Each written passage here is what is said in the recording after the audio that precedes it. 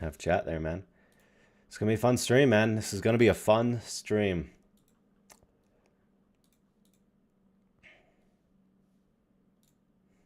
We'll have Discord open and we'll get ready. We will be ready.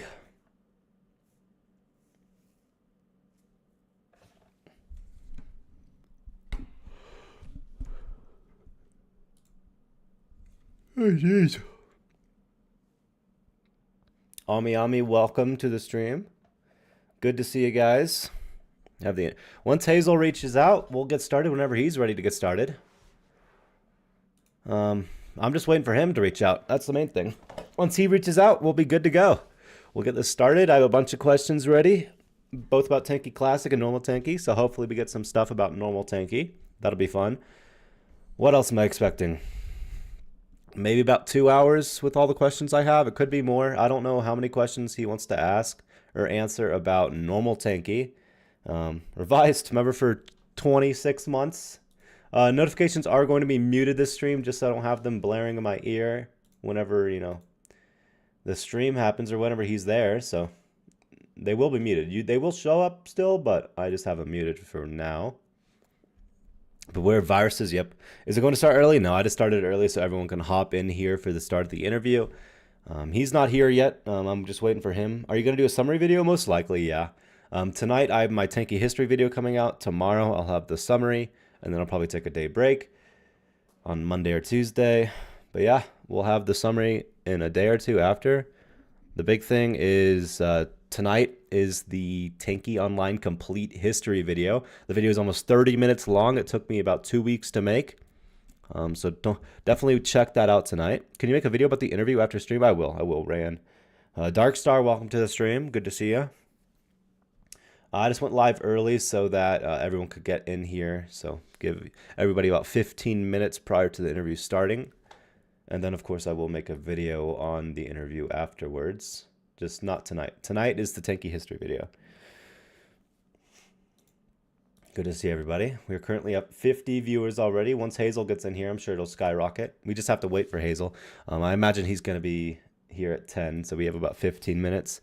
I want a Tanki account. Please help me. Sorry, man, I can't help. Taze, welcome to the stream. Welcome, everybody. Let me know if the mic sounds good. It should. I'm currently streaming on my brother's computer, primarily because there's my brother's computer right there, because my computer blows and I cannot stream on my computer. So I'm building a new computer as well right now.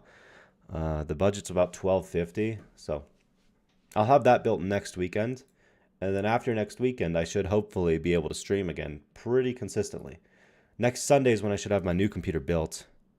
And then I'm hoping once I have my new computer built, I can start streaming more. You know, at least stream during the Christmas time, New Year's time, right? Looking forward. Remember a couple years ago you commentated on the yeah, I remember that. The Railgun Guide. Yep. Hey, Musray, thank you for the 13 months. The stream going to be crazy. Yeah, it's going to be fun. I heard you got a virus on your computer. No, we're good. It's removed. I got it removed. Ask him about exact date. I have a bunch of questions. I'm sure there's some he can't answer. I'm sure there's some he can answer. But we'll see. We'll see what he is willing to answer. See what he's not willing to answer. I'm sure there's going to be some things he can't answer, and they're waiting to announce.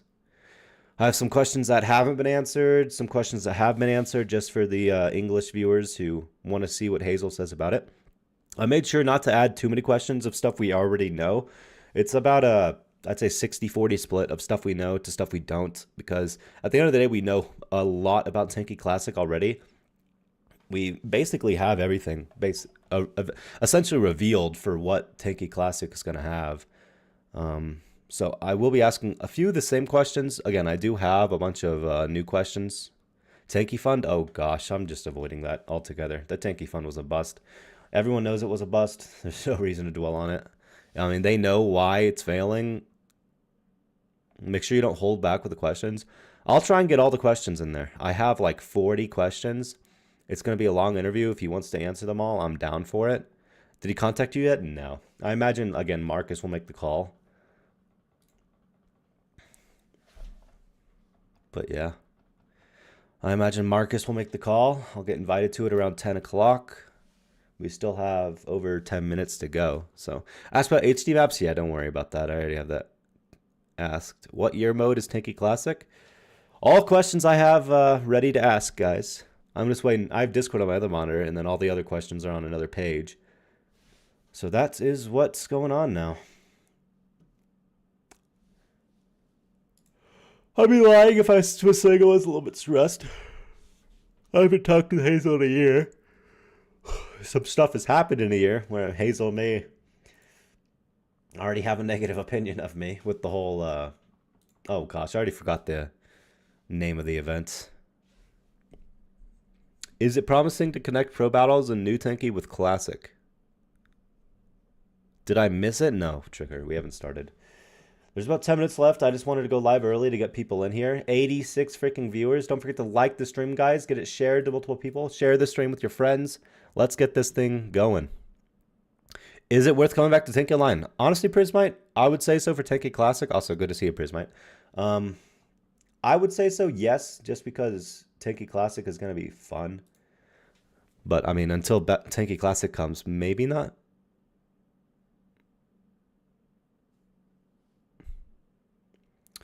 Bro's trash talking the person he's about to interview with? I didn't trash talk anyone.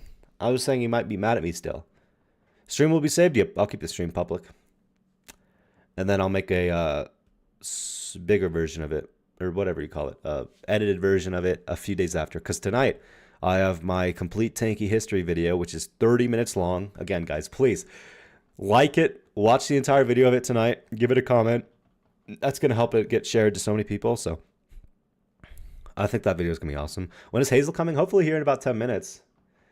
That's the scheduled time. I doubt he's going to start it early. And then he still hasn't reached out to me. Like I said, it's probably going to be Marcus, the community manager, who creates it. So we'll see. We'll see.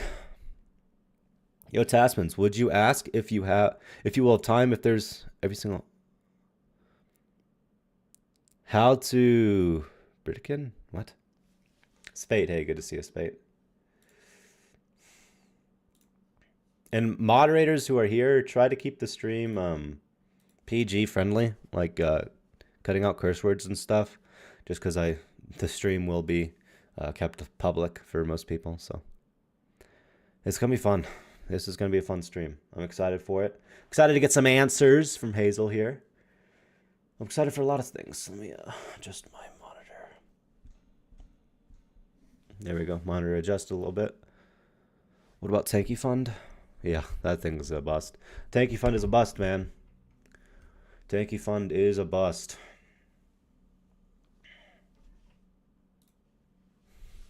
$90 viewers already? That's wild. That's insane. Well, welcome, everybody. Don't forget to like the stream. I believe we're in subscriber-only chat, if I did that correctly. So if you're a subscriber and you want to, or if you want to chat in the stream, don't forget to subscribe. Subscribe to the stream. I don't even, actually, is subscriber mode on? I have no clue. It doesn't matter, I guess. I would love to be a moderator. I think we have a good amount now, luckily. Hey, London, England. Long time no see, bud. Or, why did I call you bud? Sorry. Long time no see, London, England. Good to see you, man. The fund is actually good if everyone just bought into it. Oh, yeah. The fund is obviously good if people buy into it. The problem is no one wants to buy into it because the first 10 rewards are crap. Like, every fund has been good. Every single fund has been good. The problem is it's not automatically good because it has good rewards. It's good if the rewards are reached. It's not good if the rewards aren't reached. Ask him to explain old to monetization in details. All right, we'll do, Prismite. Thank you for the donation. Appreciate that donation. Monetization, yeah. I have a few questions ready to ask him how he plans to monetize both Tanki in the future and Tanki Classic. So, can you ask why the first few rewards are trash then? That's a good one. Did you see the thumbnails yesterday? Yeah, I saw a few. It was just Alfie was kind enough to make some thumbnails for me, so his were really good.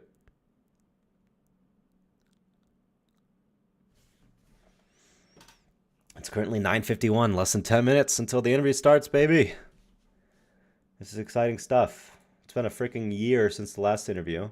We're at 92 viewers, guys. Holy crap. That is insane. Welcome, everybody. Good to see some friendly faces, maybe some new faces as well. Fighter TO, welcome to the stream. Dude, I just have Discord open on my other monitor ready. And then I need to have my questions ready on the another page. Whew, here we go. Smokey and Viking, thank you for the £2 Ask donation. him to release a Hammer XT Hammer HD skin. Hammer XT, Hammer HD skin. Maybe. Also, I need to add a limiter to that because that is freaking loud. Let's do minus 30, minus 25. Yo, London, England with the 5 gifted memberships. I'm sorry, it is muted right now just because I don't want it to be spamming when I interviewing Hazel. But what the heck, London, England? I appreciate the gifted memberships. It's a freaking huge stream, and I appreciate all the support so far from Prismite, Smoking Viking, everyone who's liked the stream. London, England, that's awesome. Let's see who got the gifted subs. Nick, Eradicator, True Aura. Hey, I know that guy. Metalem, Yalirian, and Bagden. Cool. That's neat. Thank you for the gifted memberships, London, England. I appreciate that.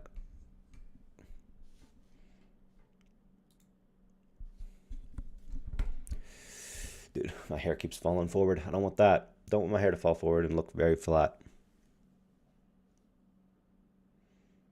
Just waiting for the notification. Need a notification there. That should be him. Good, I got here in time. Welcome, Gabor. That's why I went live early, just so some people could get here early.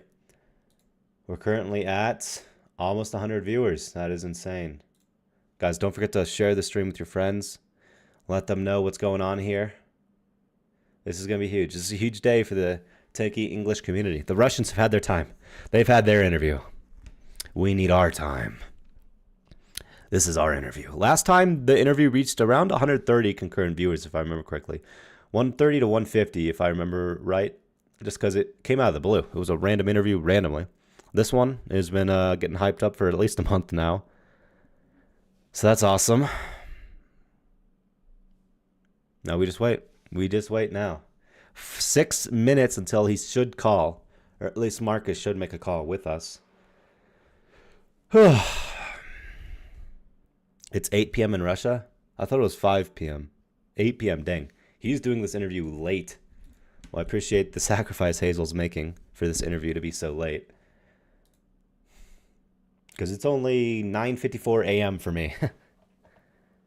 Yeah, they promoted the vlog, or the interview in the vlog, so I highly doubt they would just not do it. Or I highly doubt Hazel would just forget. I don't think that would ever happen. It's 9:55 now. 5 minutes until it starts. Dude, my heart... The thing is you never know what to expect. Like, this is a guy... 107 viewers. Welcome, everybody. Like, obviously, I'm a little bit stressed because I don't know what to expect. I don't know if it's only going to be Tanki Classic we're talking about. I don't know if, you know, what's going on. I was going to have Revised and the detective in there, but I think Hazel just wants to do it by himself. So that's, you know, one thing. But we'll see.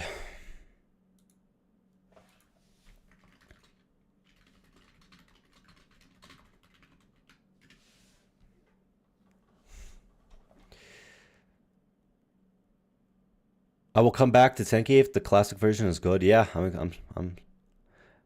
Ask about Master Parkour. Yeah, I actually have. Do you plan to add Masters of Parkour? Celia, thank you for becoming a member of the channel. Again, I'm sorry that the sounds are off.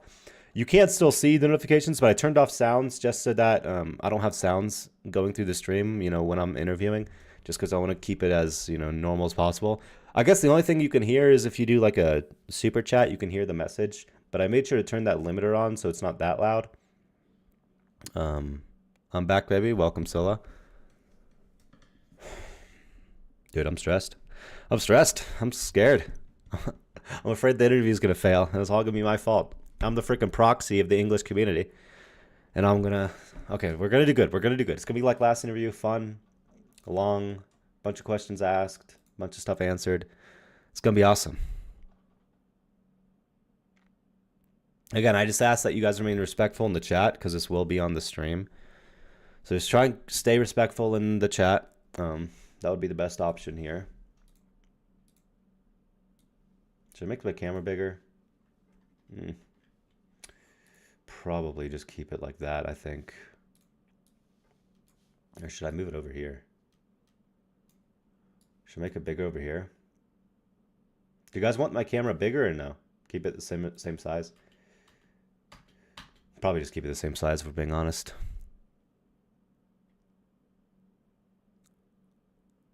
Yo, London, England with another 5 gifted memberships. What the heck, man?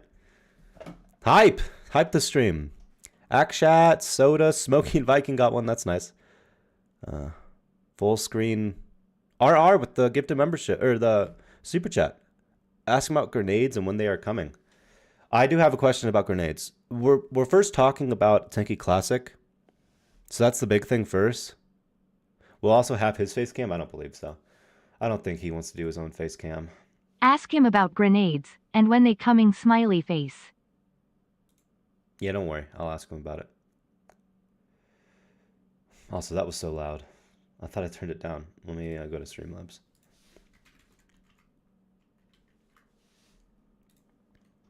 W stream so far? Yeah, dude, this is freaking awesome. Okay, let's do super chats. Is there a way to turn down the sound?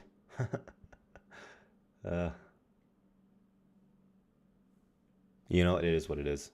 It is what it is. I doubt we'll be getting donations that frequently. We'll be good. You got a lot of questions? Oh, yeah. I have a ton of questions. I'll show you guys for a quick second. These are a bunch of the questions. You can pause it there if you want. I don't want to spoil too many questions because it'd be nice for people not to know. Call man, don't ignore me and ask him why they are making the game so difficult and unplayable for free to play. It's not as bad as it was. There's questions related to it, so make face bigger. All right, I'll make it a little bit bigger just for the fact of this stream. Oh gosh, I wish there was a way to attach that. Doesn't have to be perfect, I guess, but I don't want it to be bad. Don't want it to be bad. Keep needing to... Oh gosh, Discord. I got a notification. Nope, it's on my server. Yo, London, England with another 5 gifted. Guys, if you are getting a gifted membership from London, England, make sure to thank him. He is freaking awesome for doing that for people. So make sure to thank him if you get a gifted membership. Cool. Let's make that a little bit bigger. All right, that's probably good. Face cam like that. Get Discord over there. Move the zesty border. I can reduce it, but I can reduce it. I like the border. It's my favorite border. We'll move the gamma so you can't see it. And opacity a little bit so it's not as bright. We'll keep it like that so it's not as bright, but I still like the border. Dude, thank you for the gifted memberships, London, England. That's freaking incredible.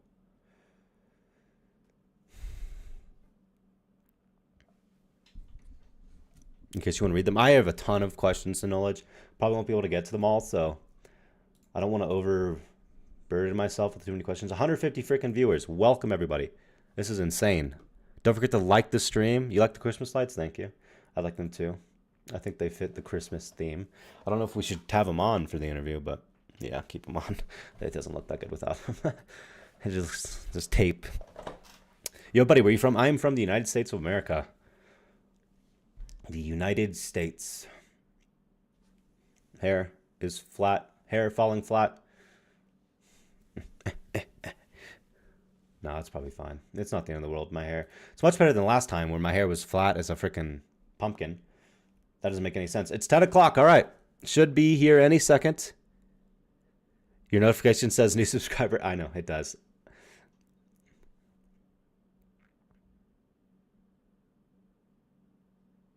I can see them. You know what? Okay, now we're waiting.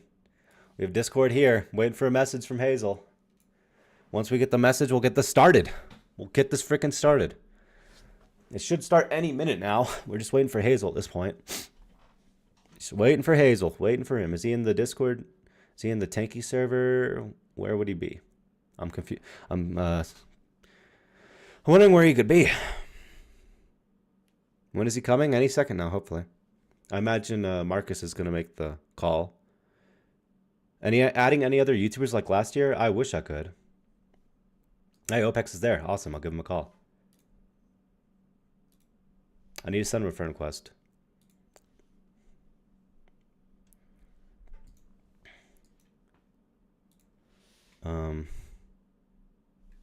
He's in the server.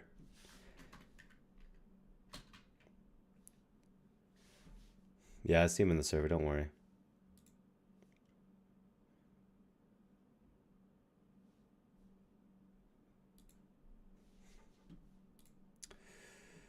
Private channel.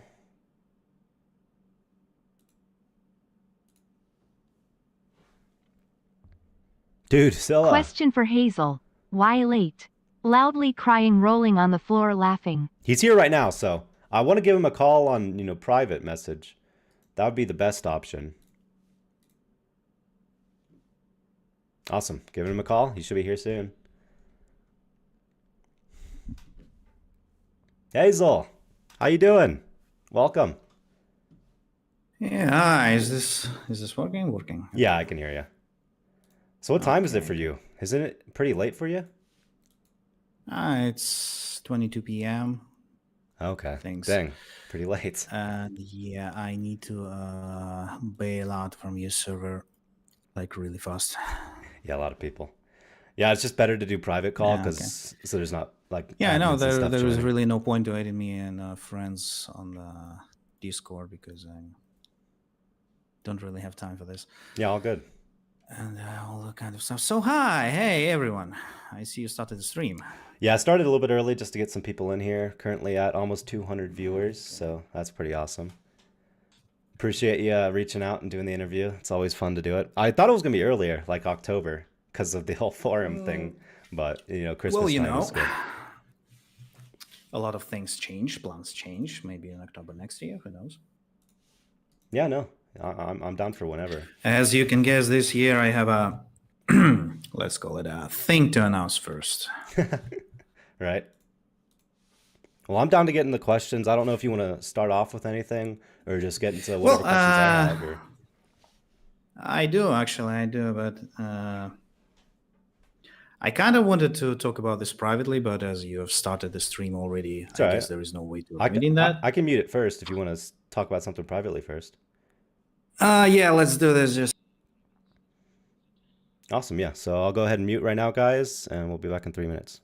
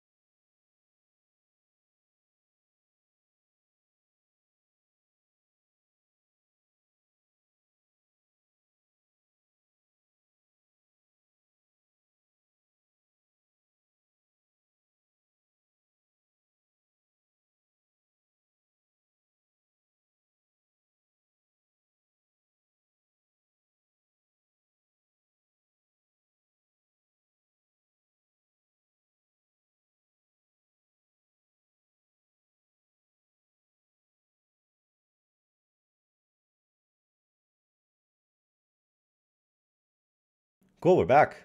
So I don't know if you want to get started with anything. With that out of the way, yeah, let's. I guess we have a 100 to 200 milliseconds ping. So bear with us, people. We're gonna talk over one another. That's gonna happen. Yeah. So we had an interview a year ago, and we have things that happened in the entire year. Pretty exciting year. Many things happened. Many things don't happen, and that's even more exciting to talk about. And as I heard, you want to start with the questions on the recent announcement. Yeah, so I have a ton of questions, both Tanki Classic and normal Tanki. Obviously, let's talk about Tanki Classic first. That's the big one. So we have a few. Obviously, we know a lot now. I'll ask a few questions that are repeating just because for the English community to know. So I have a good list here. So I guess the first one is what years do you aim for Tanki Classic to release in? I guess the translation of my interview didn't really go well. Well, I think you were saying like 2017 era, right? No, I need to explain because I watched your video on the interview. I heard there is some well, you can call them mistranslations or something like Probably. that, but I guess it's really hard to translate the 3 hours some Russian dude talking from his head, so stuff like that. Yeah. I need to explain a few things first. The things that I wanted to share in that interview, I have writing it down. Fair enough. Yeah. Okay, so first we have I've come to the Nick to discuss what's the classic even is, because it's the different thing for different people. Yeah. And that was the first part of the interview, which we're just talking about what it is actually for the different kinds of people. And that was the point of telling that the year is not really important. Okay. So that's people still asking though, what's the year? Is it 15 or 16 or 17? It's not like this. What I'm explaining in the interview, I explained that we are going to go for the vibe of the era, but they're not a specific year, because we are going to take different decisions from the different years from the back in the day. Okay. And we're going to make a classic from the different points of that. Because when I see people like, especially in Russian community, like violently fighting over one another, where should the gold boxes should drop, with the siren or without the siren? Should there be a points written on drawn on the maps where they should drop or not? I like, okay, look, you shouldn't really fighting over this, because we can make this an option for the classic, and making it an option for the classic for every map you create, it actually makes sense. And if we just speak in the certain year, it will be, a certain year. The other thing is that I was talking about is the Flash and HTML5. Yeah. I need to explain this first before your questions, because this actually connected. So what people thinking is that we have a repository for all the versions of the game, which is true. We do, but it's not that easy. You cannot just pick up the code that was written 10 or 50 years ago and 15 years ago and just make it work. Yeah. You can try, and I've seen the pirated versions that actually trying that, but it's not gonna work as the people expected. The easiest what you can think is that we no longer able to use Flash as a company. It's not only technical, but the legal problems as well. And the other problem is that people will expect it to work correctly, not as a half-assed, pirated version, but actually the official version. But in this case, the people will expect, anti-cheat. And you cannot just take current anti-cheat, teleport it 10 years back, and merge it with the Flash version. So this is kind of not an option. So this is basically the answer on the question, can we just make some certain year, launch it, and call it a day? We cannot do that. Doesn't make sense. Yep.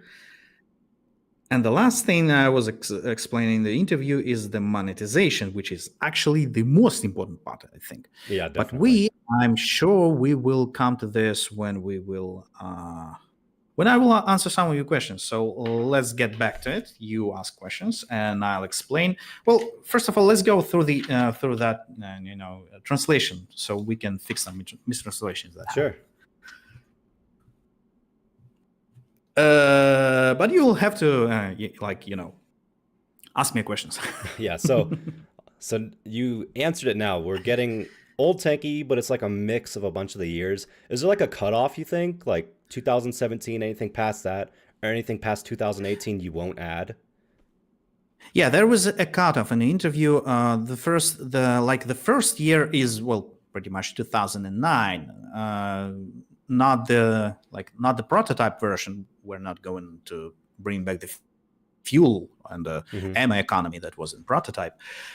The last version that I told on the interview was actually the day we've turned off the Flash version of the game, which is pretty recently. Yeah, 2020. Well, at least for me. Yeah. So that is a broad, really huge range. Yeah. But that's actually the point, because I don't want to think of it.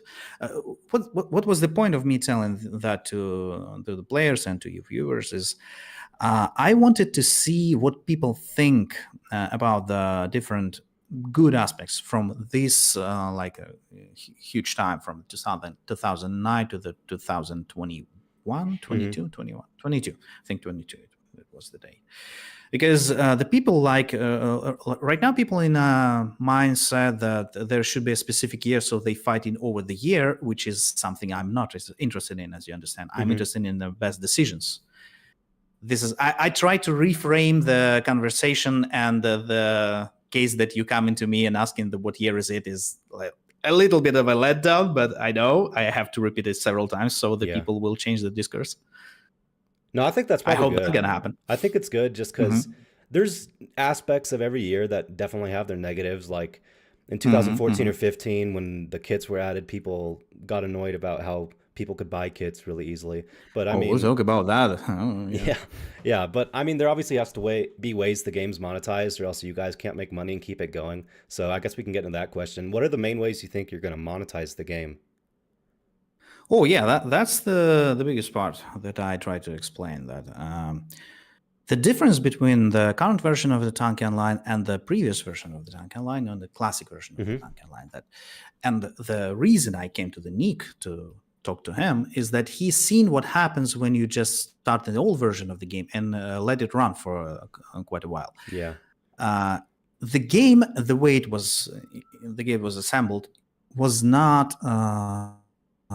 How should I put this? It required the new content.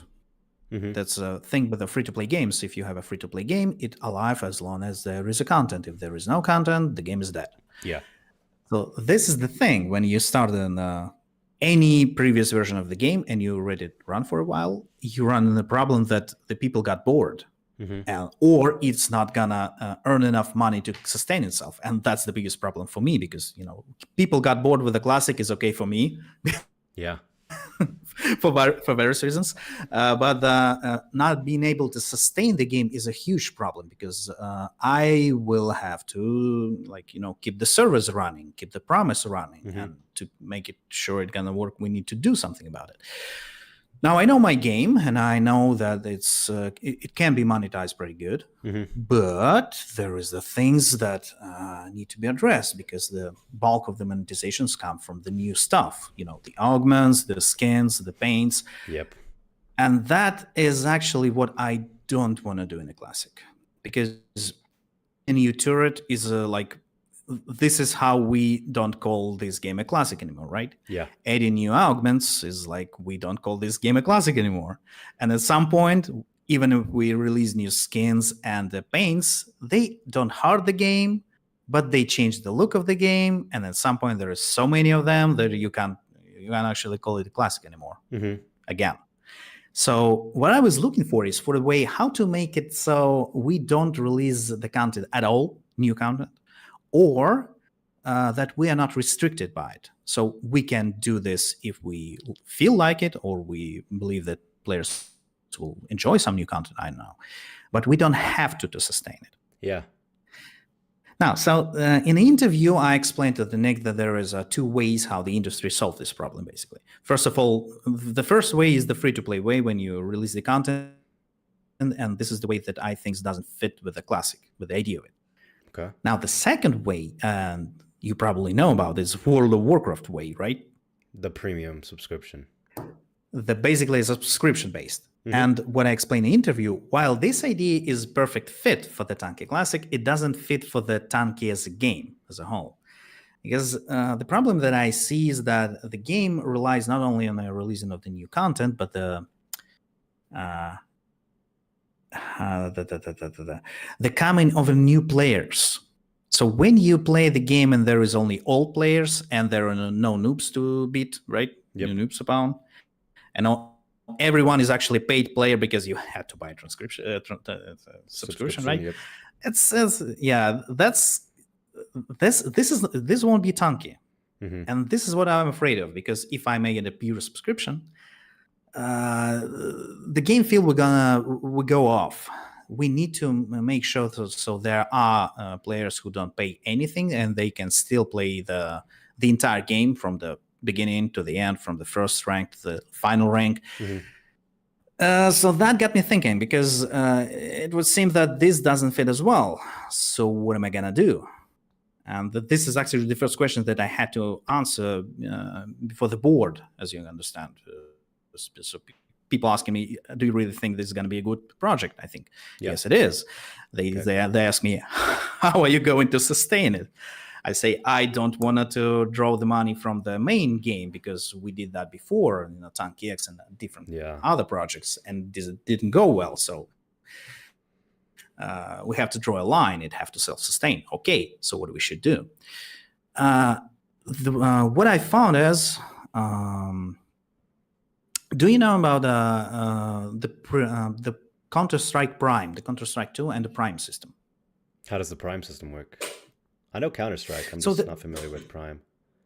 Okay, so people don't, but this is the interesting thing that Valve did. The Counter-Strike 2 is the free-to-play game, basically. You can play it for free, but you cannot level up past to the certain point, and you can receive the loot crates until you buy yourself a Prime. And the Prime is basically the $20 something that you get, and then you're you bought the entire game, you unlocked it, and you can play. Oh, See? okay. I think I know what you mean. So maybe adding, I don't want to speak for you, but maybe adding a non-free version of the game. Is that what you kind of were thinking, or is that? I actually want to hear your thoughts on this. Yeah. I need to be very specific with this. If you don't know Prime, so what I need to describe is the players that don't bought the Prime and the players who bought the Prime, they play the same game. The same game. And they actually can progress in the game. They can do stuff in the game, but they're limited with certain options. They cannot play in a competitive or something like that. Yeah. So this is the thing that I wanted to try for the Classic. So I cannot release new content. Okay, I don't want to do this. I should try for the subscription, but the not subscribed player should have almost a full access for the game. They can play the games. They can choose the maps. They, I think, should have an access for daily missions, because it will make sense. And they should have an access for all the turrets and the hulls that were present in the classic version of the game. That's what I'm thinking about. What do you think about that? So there's like positive and negative to that. Obviously, the negative is you have to spend money to get such stuff. But I think if the Prime version, or at least the non-Prime version, has enough stuff to where the player doesn't feel limited because they didn't spend money, it would probably be okay. The thing is, you can't. There has to be a decent line between I'm spending money to play the game and I'm not spending money. So the people who don't spend money can have a fun experience, while the people who do spend money feel like they're getting enough from it. So maybe the people who spend money get extra options in terms of like customization and such. Yeah, so that is my idea currently. So what I'm thinking about is a few things. Well, first of all, is a chat. This is the hardest one for me, because the community is built in the chat and stuff like that. But it will only make sense to limit the chat. So if you don't have a Prime, you don't have a chat. Why is that? Well, because we will save the insane amount of work hours on a moderation team and stuff like that if only the paid users will have access to it. Is it gonna work though? I'm not sure. Is it gonna help? Yeah, I'm sure about that. Players will be able to find workarounds or something like this, like the private chats or something like that. I mean, like Discord is always the go-to options for the VoIP in the Tanki Online game. So this one is a bummer. But as for the rest of the game, this is what I think it is. It's kind of it's not a spoiler. I told about that on the interview. So do you know that there is no matchmaking for the classic version? Yeah, right? Just pro battles, right? Yeah, but no. It is only pro battles, but there will be the system of the how was called the big green button in the old Tanki? I know how it was called in Russian. I just don't remember how it was called in English. Like the create? or like how you create No, battles? no. So there was a time when we had a big green button, like to the combat or to the battle or something like this. Okay. And there was a list of and the list of maps was still present, and you could freely choose the list, but you could just press this button and we'll randomly send you to the certain map. Do you remember this version of the game? Was it like an early version of the quick battle button? Yeah. Okay. Yeah. This is what it was called, the quick battle. Yeah, right. Thank you. So I think it's gonna be this one version. Okay. And I have reasons why it was that, because the quick button actually solved a lot of problems in the game, because before the quick button there was like, you join a certain server and there is like only the polygon mobs on the server, and it feel like AIDS or something like that, because you don't want to play it anymore, but people are doing this, and you're like, can I find a different map, because it's kind of boring, but you can't, and you change the server. It's a lot of a hassle. So this button solved it, because it restricted players from creating maps, because the only way to create a new map is when you push the quick play button. Yeah. It creates the map only if all the other maps are filled. And it creates map from a certain list and with a certain, like, how it's called, presets that made by the developer. So this is going to be a free-to-play version. Now, when you have a subscription, you can do something that you couldn't do before. Now, back in the day, there was a split between like the matchmaking games that was made by this quick button and the pro battles. Remember that, right? What I think is we should remove this split. So when you, as a subscribed Prime user, when you push the create, but actually, just before we go too far with this, I'm not calling this Prime like in the game. It will be called Premium as usual. So everyone will be familiar with that, the red ribbon and stuff like that. Okay. So should we call it as Premium from now on, or should we call it a VIP, or should we VIP? I don't know. Or should we keep calling it a Prime version? How do you think? Premium's fine. I just will there be Premium's like fine, a premium okay. pass in there as well, or do you think that premium version will come with the premium pass? If you subscribe, you have premium. This is basically how it's going to happen. So when you do that, when you have access to a create button, and when you create battle, it will be the battle for the matchmaking. So what's going to happen is you have more options. Like you can create any time size. You can choose whether you have supplies or not, and different all kinds of settings. And when you do that, you create a map for the general players, for the rest of the players who didn't buy the premium. So then people will join your battle that you make faster. Yeah. So the players who are free are not limited. They can access your battle. It's not like in the days before that you had to have a pro battle pass. The pro battle pass doesn't exist. No, not anymore. If you are a paid user, you can create maps for all the players. This creates an interesting dynamic for me, because in the normal conditions, all the maps will be created by the quick battle button. But if the players with the subscription come in and create new battles, they can make whatever they want. Like if they want to play like Halloween maps in the middle of the day, they can just make a bunch of Halloween maps and play in Halloween this day, because why not? I don't see a reason to restrict no restrictions in the map creation. You can do whatever you want. Okay. This is my idea of how it's gonna do, how it's gonna work. This is two limitations that I think of now. This might change. There is one more limitation, but I will explain it later. Like not even in this interview, but like when there will be an answers on how you're gonna get skins, because there will be a caveat about that. Okay. So so in this case, with this kind of a subscription, we will be like, the one thing that I'm thinking on recently is it going to be like how should I call it, the Netflix subscription, or should be the premium, as you can just buy like 10 to 20, 90, 30 days and stuff like that, or it should be like legit subscription, like a Netflix. I think I'm thinking about the Netflix one because it does make sense. I as can long explain. as it's not too expensive, I think that would probably be. Yeah, sure. No. If you want to know, I called the prices on in a Russian interview, and I was thinking about like $2 per month, like this cheap. Yeah, You see? that's really cheap. Again, just as long as the people who don't spend money aren't limited too much. I mean, obviously, it's nice. Like if you get it, you need things to make you want to buy it, like being able to create battles, being able to maybe get rewards weekly, or such stuff like that. You said the right idea, the customization.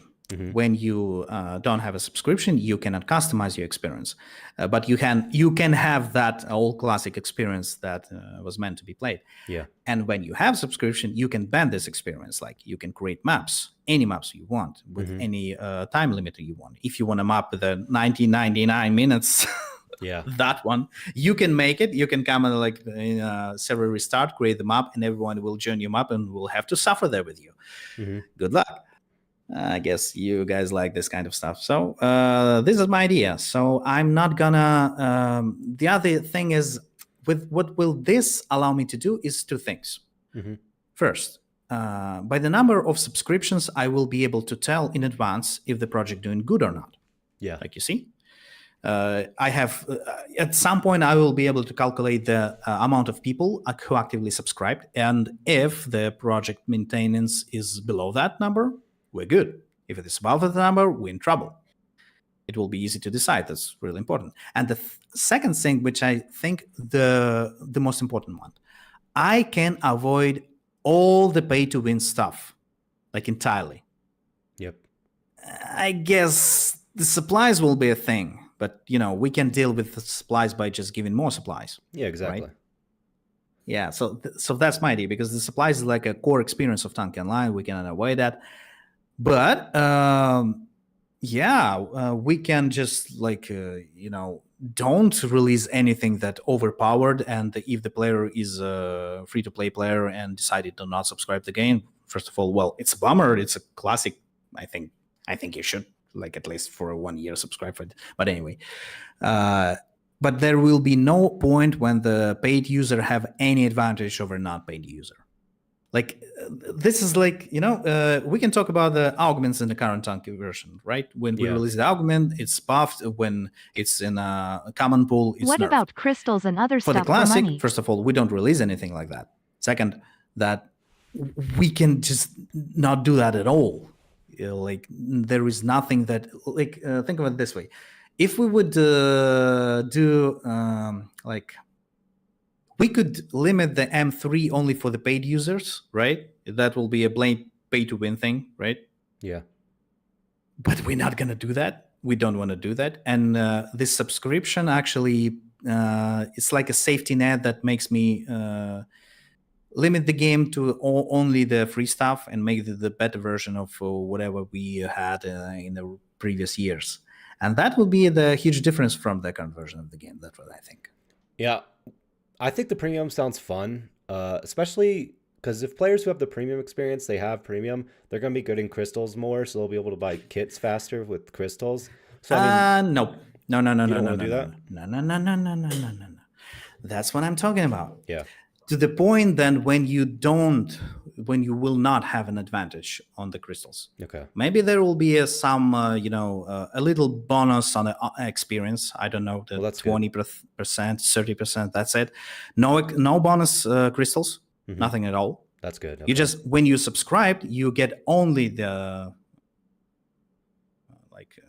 the cosmetics and the customization stuff. Okay. This is my idea. I like that. So this is what I'm looking for. This can we make the classic game even more fair than it would ever been? And this is what I'm looking for. I like that idea. Because it's kind of a. Can I make the a dream version of Tanki when everyone can do everything? Everything is fair, and this subscription model actually allows me to do that. And it's not entirely a subscription model; it's a half subscription model. But subscription will allow me to do that, and the players who don't want to subscribe, they still can play this entire game. And I think this is pretty exciting because that makes me thinking stuff. I still remember the game back in the day, and if we had this option, This is basically why I hate the garage kits. We can talk about that later. Yeah, I'd say probably the biggest complaints about Old Tanky were people who Mm-hmm. spam supplies and then people who bought really overpowered kits at their rank.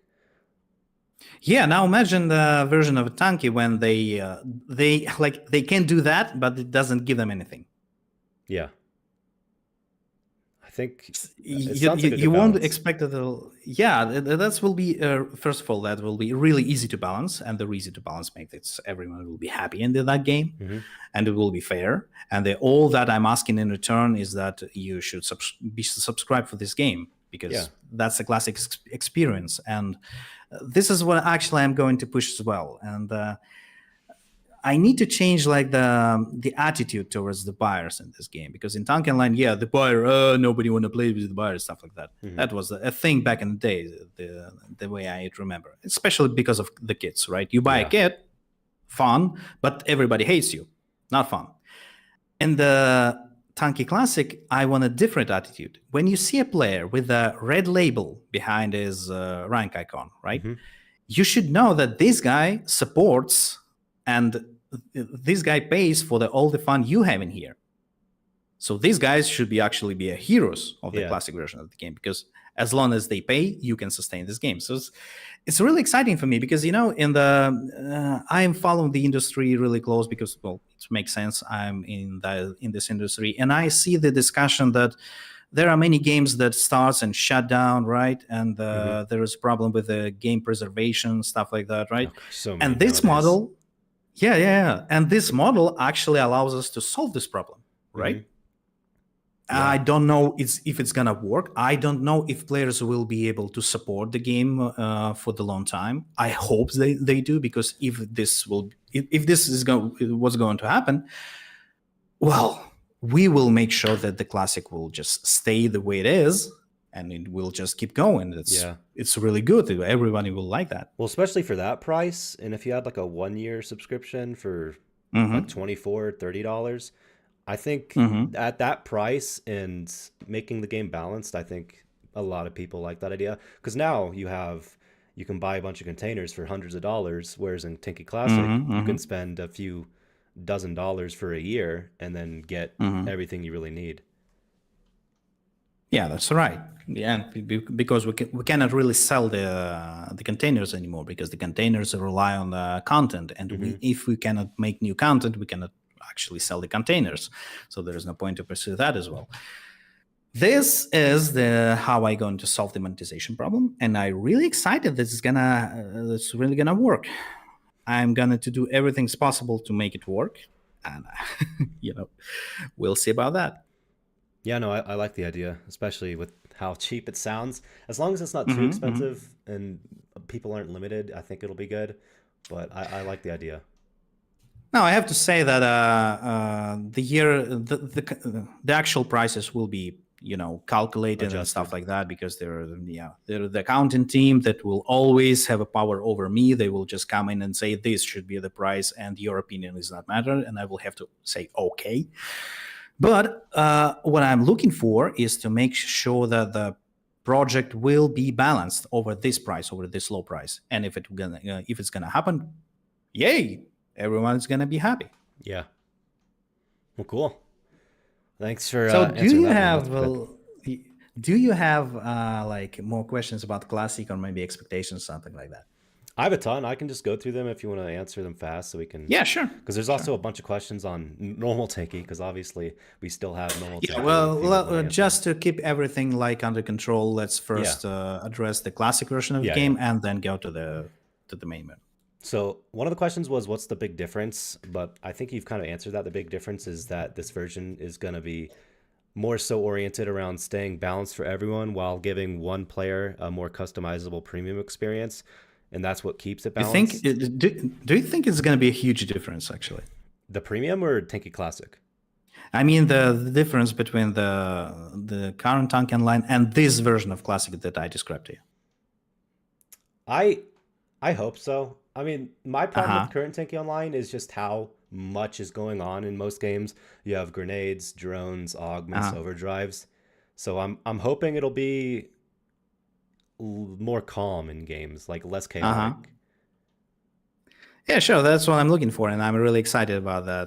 This is a huge difference because this, for me, that's a huge difference in approach, Mm-hmm. right?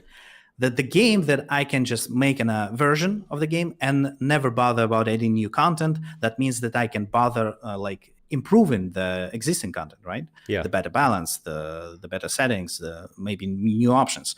This is actually gets me really excited because who knows how we never did something like that, right? And it's Mm-hmm. really exciting to try it. That's good. Do you plan on adding like crystal augments or anything? Because obviously you're looking at every year, seeing what was best from every year. I think crystal augments had a decent balance, but it's obviously up to you guys if you think that's a good thing to add. We are yet to release the information on augments, Okay, and I kind of dodged this question in the interview with Nick. fair enough. Here, I'm going to tell you this. Soon there will be information released on a certain particular testing group that will Okay. explain Oh, the cool. situation. And I'm going to put it like this because I think it's a good option, but the way it's to be implemented is, well, let me put it this way. It's going to be new. It's going to be something new. Oh, cool. Yeah, I like. Obviously, getting Tanky Classic is nice, but I think people would probably get bored if there's like, okay, it's just old Tanky. I think it's obviously smart to add different things, not necessarily new things, but different things to Tanky Classic to make it more unique. Like events is a big So, one. first, let me finish with the augments. Yeah. It's not the concrete answer because Mm-hmm. things might change. But think about this way: you have an old version of the game. You have a railgun turret. You know the railgun turret. Everybody loves the Yeah. railgun turret. But after playing like a year or two, you will think about it. Well, they really should have given an option to play with a certain augment, like the Death Herald augmentation, or just a scout version of the railgun, right? Mm-hmm. What I'm looking for is for a way to give you that, but yet not like a spoil the classic experience, because well, the augments is a you may say that for you it's a culprit of the game's problems. For me, it's the main source of the new content for the game, and we don't want to go that route. So Okay. how should I make these augments so there will be no like temptation to add more augments?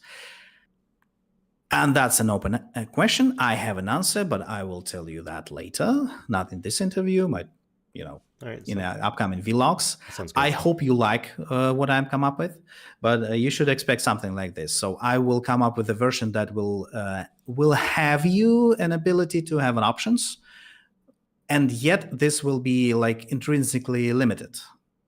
Okay. I'll really have to speak like between the lines, Yeah. we need to do this, but I really hope you will be excited when you learn what I'm come up with. Yeah, because I liked the crystal augments when they first came out. When, I think it was 2019, 18 or something. It was a while ago now because they were balanced. They had disadvantages, and the pros for the augments weren't enough to make them Yeah, you see, overpowered. when we released them, we had the plans to add new augments and stuff like that, but the plans were postponed for quite a while. And what happened is when we have augments and we have plan postponed, we had to address the balance questions for those augments. This is why after a certain while, those augments become really, really balanced, right? Like in current version of the game, we have certain augments that are like outdated, certain augments that in a good shape, and certain new augments like overpowered. And we always need to bring them into order. But when you have new augments just coming in, you never have this like one version of the game, whereas every augment is always like really, really well balanced. Yeah. But in the classic version of the game, we can do that. Mm-hmm. And that is also exciting. Well, that's good. Well, speaking of balances, how do you plan on balancing the game? Are you going to look at the old game and see how it was balanced, or what are y'all's plans for that? I don't know if I told you that before, but I keep repeating that I'm sort of an accountant for the game, not like a real accountant, but a game design accountant, right? Okay. So I have the balance sheets from the 2011, right, when they were first created, down to this day. I have all the versions, so I know all the balance versions of the game before. I know the principles behind them, right? And the best ones. Yep. And I know the one you liked, the one you disliked, and I know how to do this. And this is, in my opinion, this is going to be the thing that we can keep changing in the classic, like the balance of the turrets, right? We can keep shifting it left and right. Because there are some things that changed. For example, the HTML5 version of the game no longer supports the damage spread, right? You do remember that in the previous version, there was a damage spread for every turret. We replaced the damage spread with a critical damage, but we cannot use the critical damage in the classical version because that's critical damage is a smoky idea, right? And only Smoky should have the critical damage, and I agree. Only Smoky should have the critical damage, but that means all the other turrets don't have a damage spread anymore. Will that be okay? Will the previous balance versions are gonna connect with that? I don't know, but if they don't, I will have a chance to make the balance patch and fix if there were going to be a problem. So I would tell you that you should not expect like the precise version of the balance, like the after rebalance or pre-rebalance after the balance patch 1, balance patch 2, or balance patch whatever. But rather that I will keep the spirit of it, because I do know that how many shots per turret should be on per hole and time to kill for those holes. Okay. So I'm going to, I will try to make the classic vibes, classic feeling with what I have right now. All right, that's fair. And well, I guess a ton of people asking this in chat. Obviously, I doubt you can tell me the exact answer because you probably don't know yet, or at least it's still in development. When do you think the game will release? Like summer of next year, Christmas of next year? Hey, chat, we can see you. I can read the chat. Everyone, hi. We just don't answer because, there is a lot of you, there's a few of us. And as for the date, well, I will have to tell you that the team will not allow me to say the exact date we have. We have this date planned. That should be I don't know. I think it's safe to say that it will be it's gonna happen in the first half of the next year, not the second half. Cool.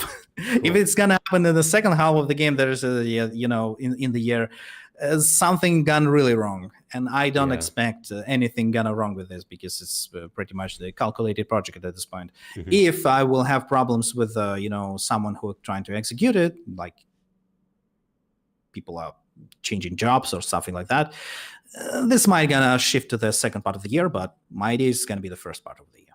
Yeah.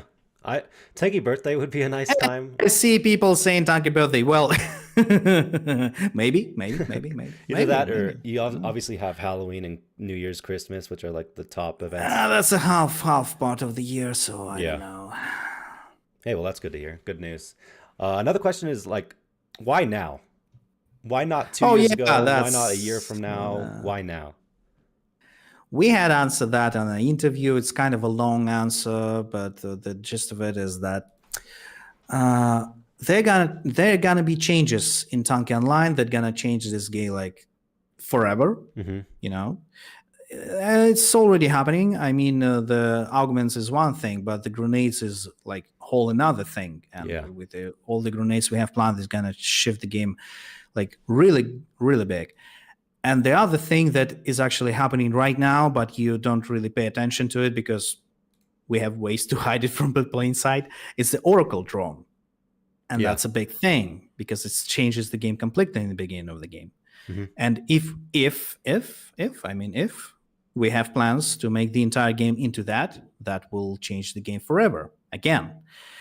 That's the first kind of thing, because what I'm thinking is we should just make the old version and stay like that. That's the first thing. The second thing is that, we have certain legal battles, right? Fighting all around with a pirated version of the game. Gosh, there's so many. These games, there was an answer in the interview that I heard that was mistranslated or something like that.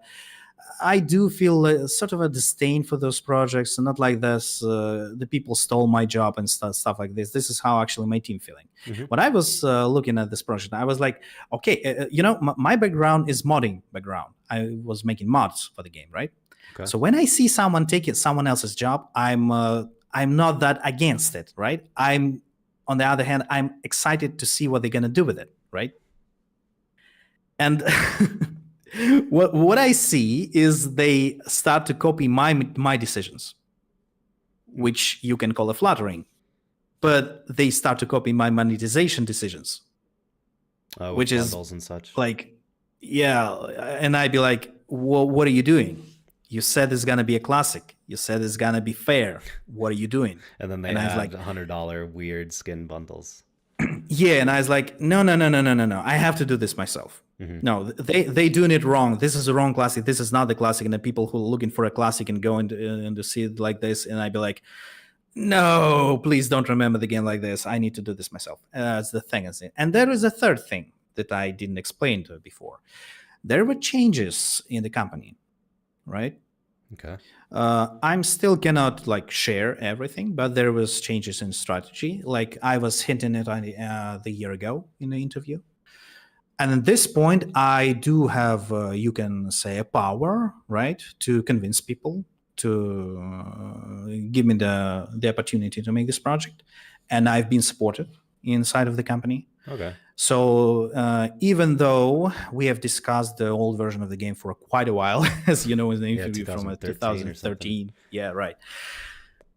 Only now we can actually like come together, discuss it, and decide if we are ready to make it happen. And I think this is the best time we can actually try to make it happen. It's a delicate process because we need to make sure it's going to work, and everything basically hangs on me, you know, because if I'm gone, the classic is gone because I'm the only guy who's trying to push all this stuff. Oh, wow, really? But like you need to understand that this company is the production first company. Like the bulk of the company and the people who make decisions are the coding. They have a coding background, right? Okay. What they are looking for is the new exciting stuff, new technology. And I'm the different kind of guy. I'm the guy from the community. I was playing the game before they hired me, right? Yeah. So I was looking for the experience, right? It's kind of a thing. So the people inside the team, they are they're looking for the new tech, new ways, they exploring the Unity opportunities and stuff like that. And what I'm looking for is that just to make the old version of the game. So it took me a while. Okay. It's not like it's not like I'm the only one who's working on the project, which is not true, right? But I'm almost the only one who is pushing it. Or have a power to make sure that it's going to happen and the people will be on board with it, because I'm responsible for the calculations. I'm responsible if the model is going to work or not. I will responsible for you will like it or not, because I'm the game design of the old version, right? And if I make the classic version, if you think about it this way, if someone other team will try to create the classic version, it will be happen the same that happened with me and the pirated versions. I will be looking at this, I will be saying this is not the classic, that's a bad game, and nobody will like that.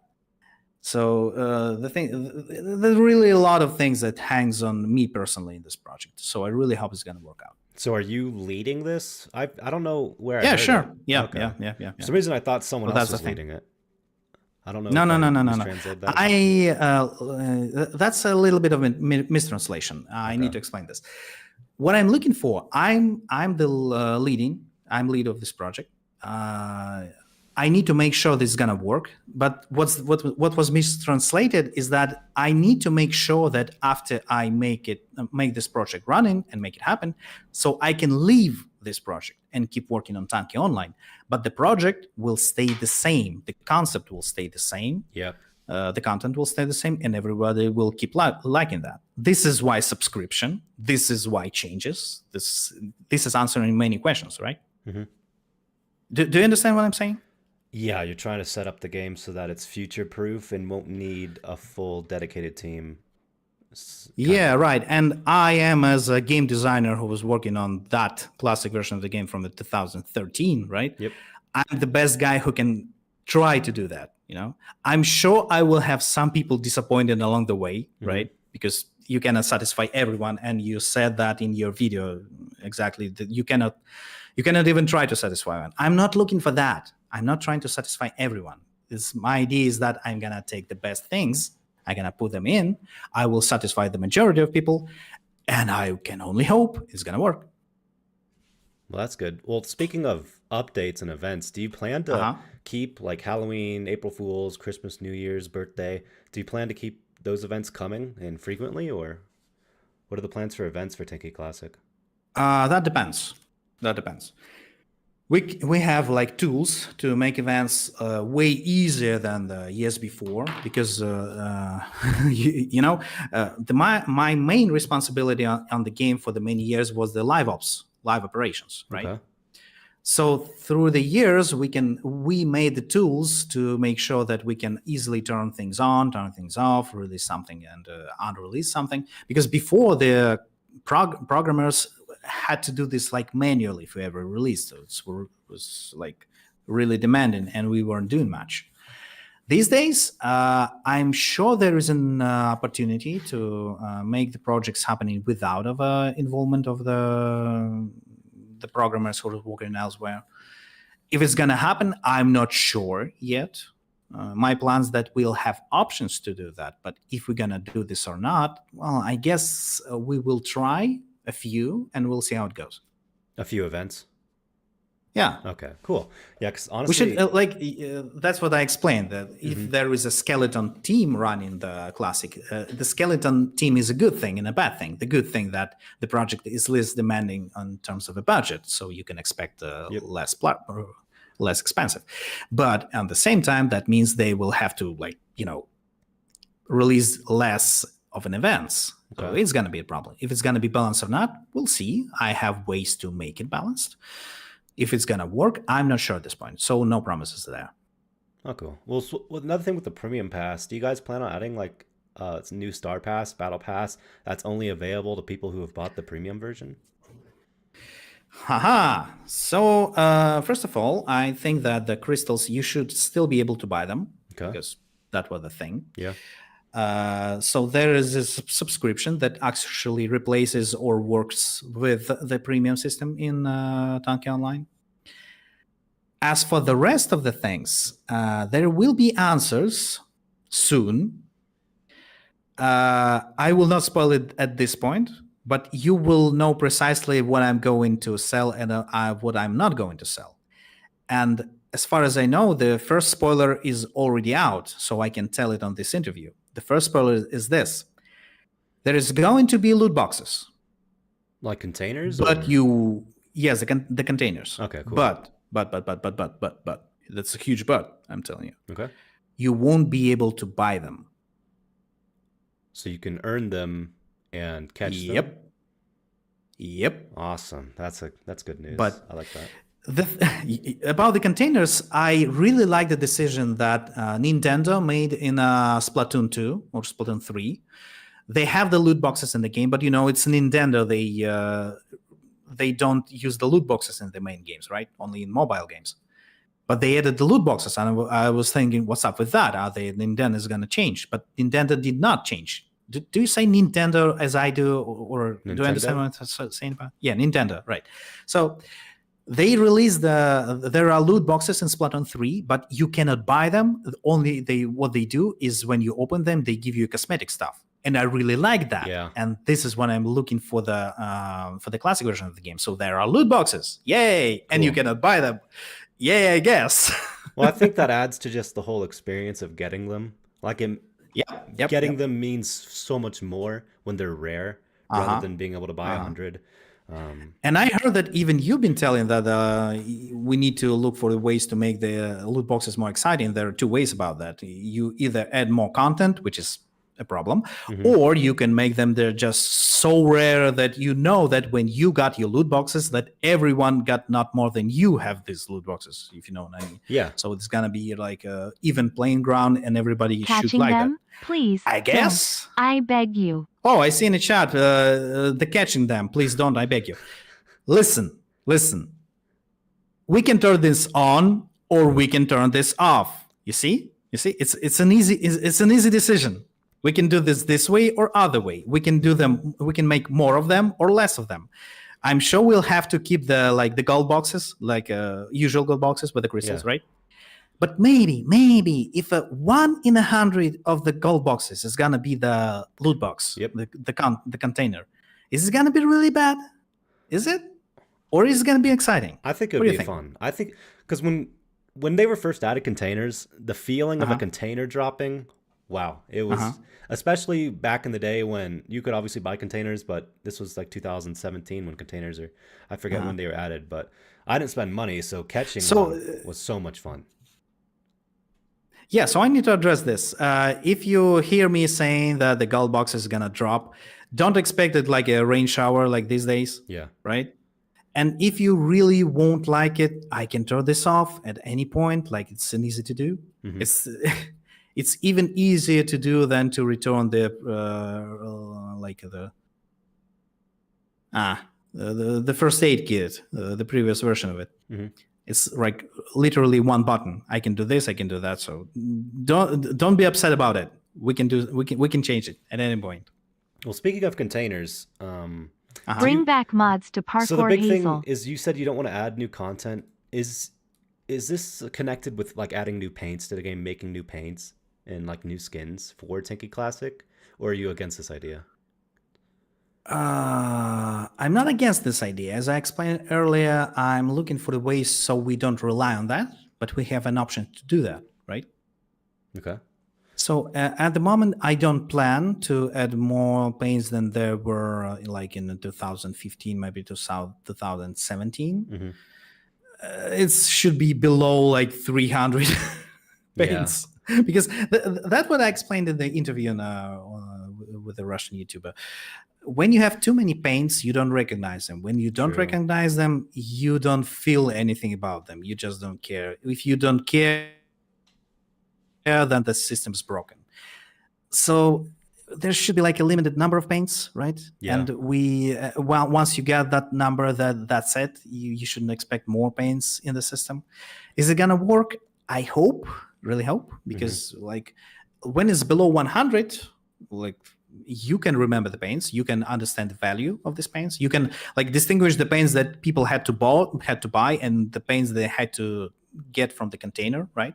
Or maybe the paints for achievements, because I don't know what's keeping us from making the achievements in the classic. Like, Yeah, I achievements would don't be think fun. that will be fun. That's what I'm thinking about. So yeah.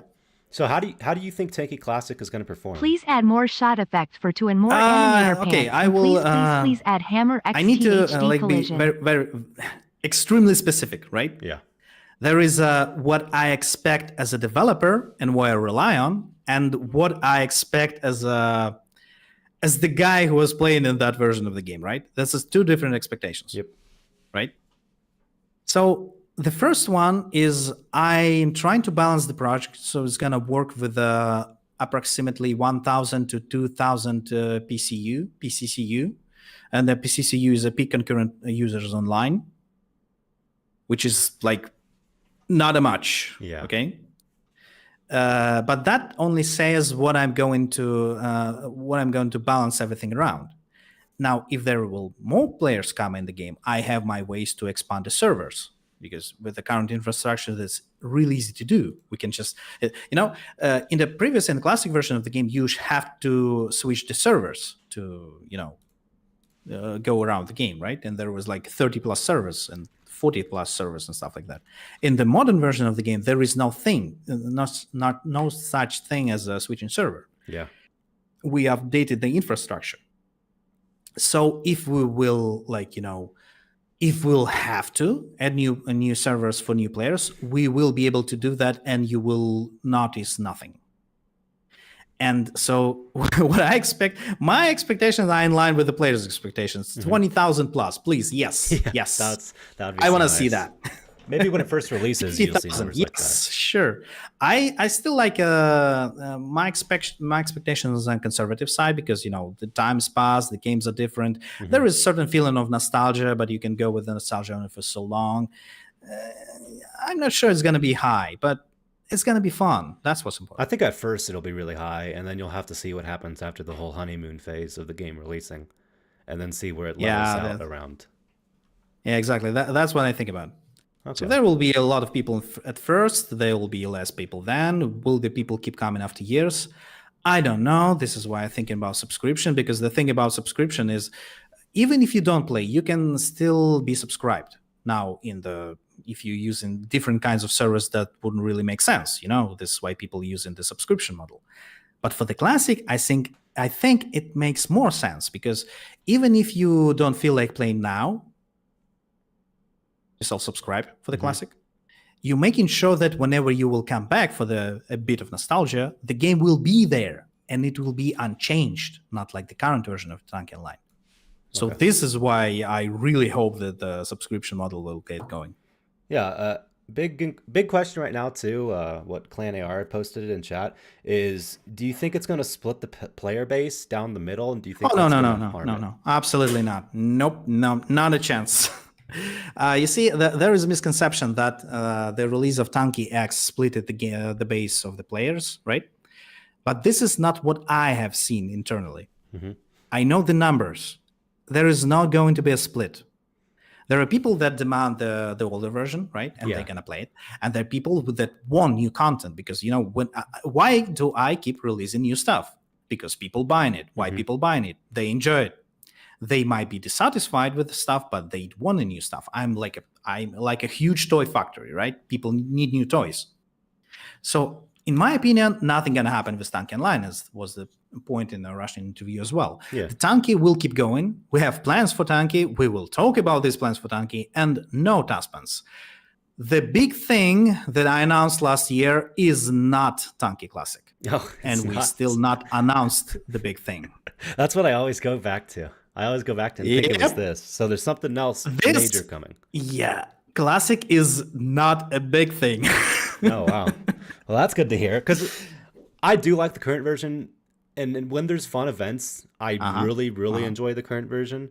And to be fair, the people going to play Tanki Classic are most likely people who have stopped playing. So I think that's a big reason it's not going to split the player base. Because at first, there's going to be players who go to just play it, but then they're going to come back to normal Tanki.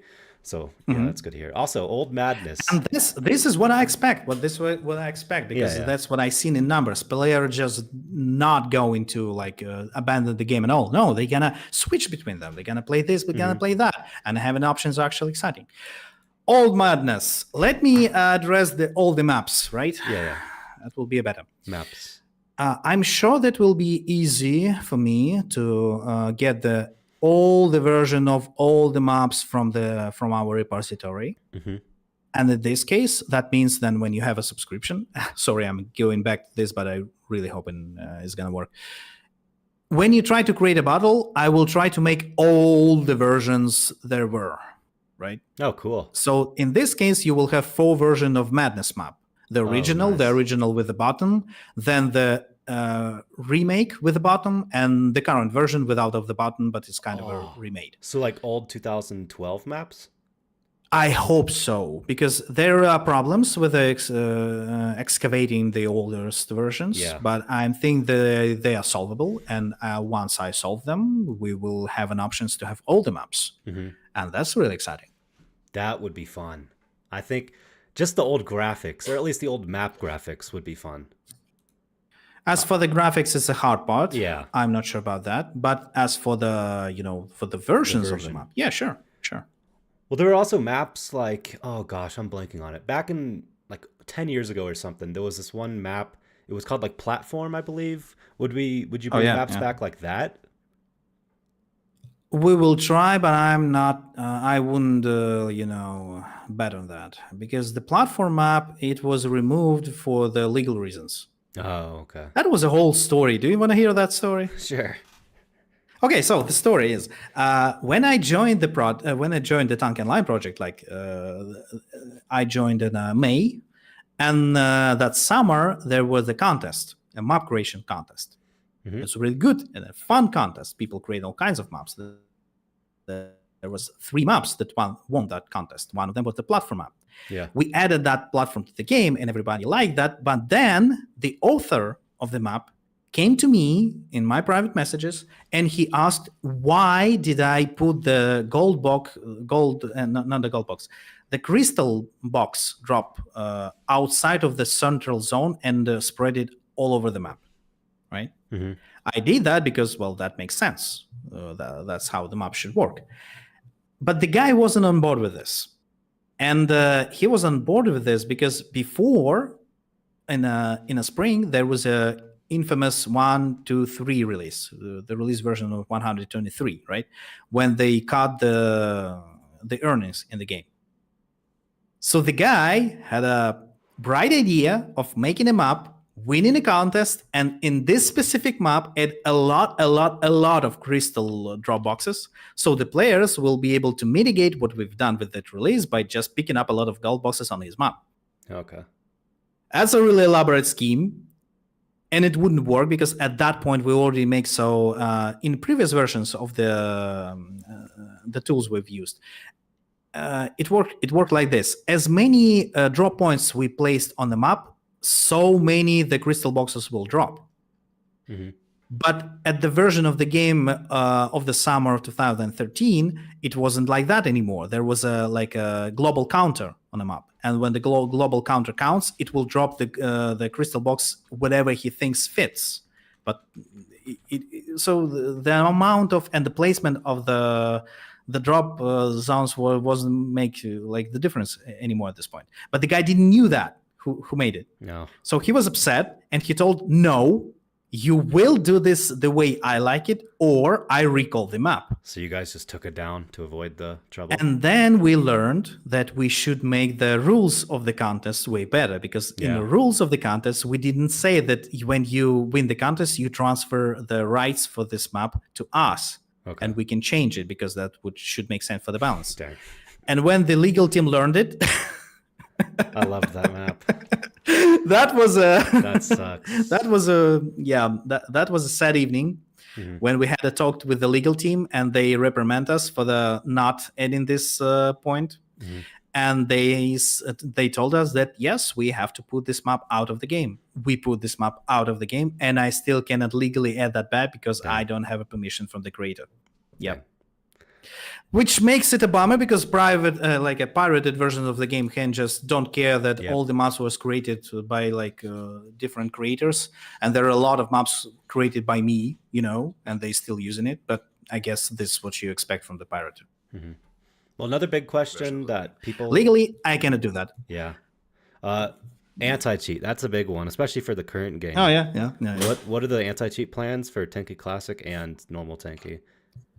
So in the interview, I said that we're going to use the current version of HTML5, right? Mm-hmm. Which is a great idea because that means whenever we make a anti-cheat patch for the current version of the game, it will be automatically released to the classic version of the game. The classic version will not change. The things will keep the same, but the anti-cheat will always be like from the current version of the game, which is great. Yeah. Right? You won't be able to cheat in the game. The pro battles. We can discuss this when we will done with the classic version of the game because I think it's all another topic. But, okay.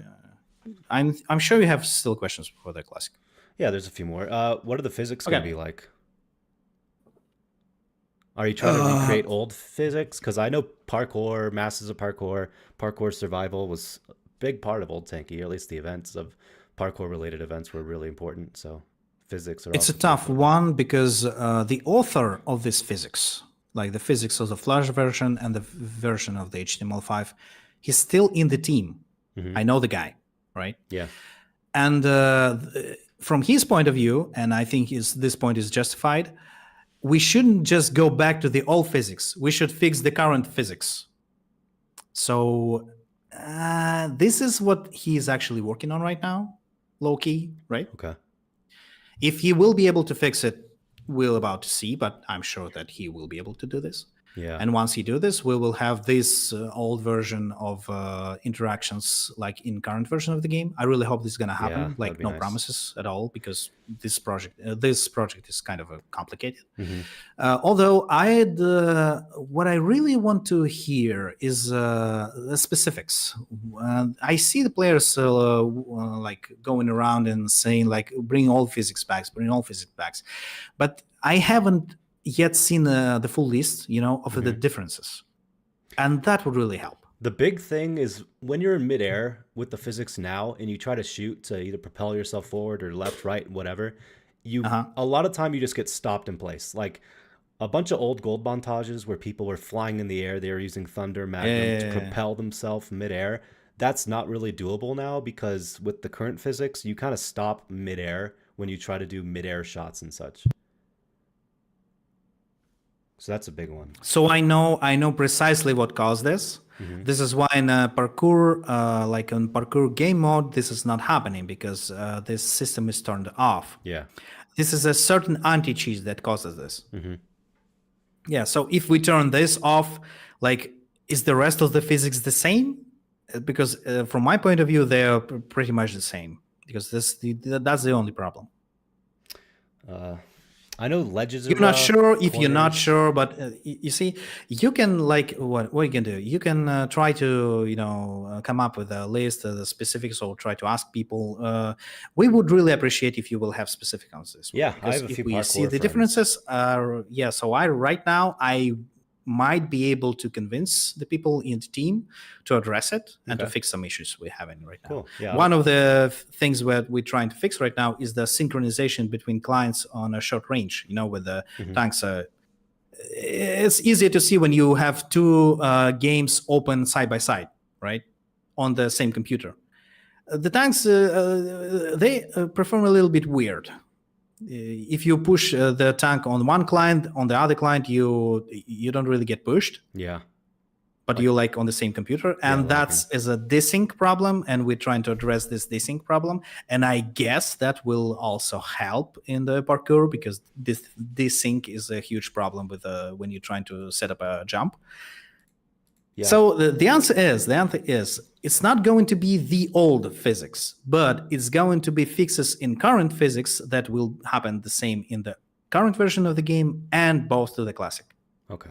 I'll try to get a list because I know a few parkour guys who do it a lot more than I, and I'll get a list together and send it to either you or Marcus because they know more. That than will I happen. do. That will we will really appreciate that. Yeah. So I think the big last question I have for Tanki Classic, and then we can hopefully move to normal Tanki questions, or at least try to go through them fast, is what is the marketing plan? Because when it comes out, like you guys made a new trailer, all that stuff. What do you guys plan to do for marketing? Have you seen the new trailer already? I saw it on the vlog where you guys recreated it with HTML5. It looked pretty nice. So the marketing plan is there is no marketing plan because if there is marketing plan, there is a budget for the thing, and if there is a budget, that the project have to be monetized, which is something I'm trying to avoid. So that makes you our marketing team. Because you are the players who know all the players who play the Tanki, and you have the power of your voice, and we will rely on that solely. Because, like, think about it this way: if we try to market the browser game from 2009 Flash, right, in 2024, it's like it would be difficult.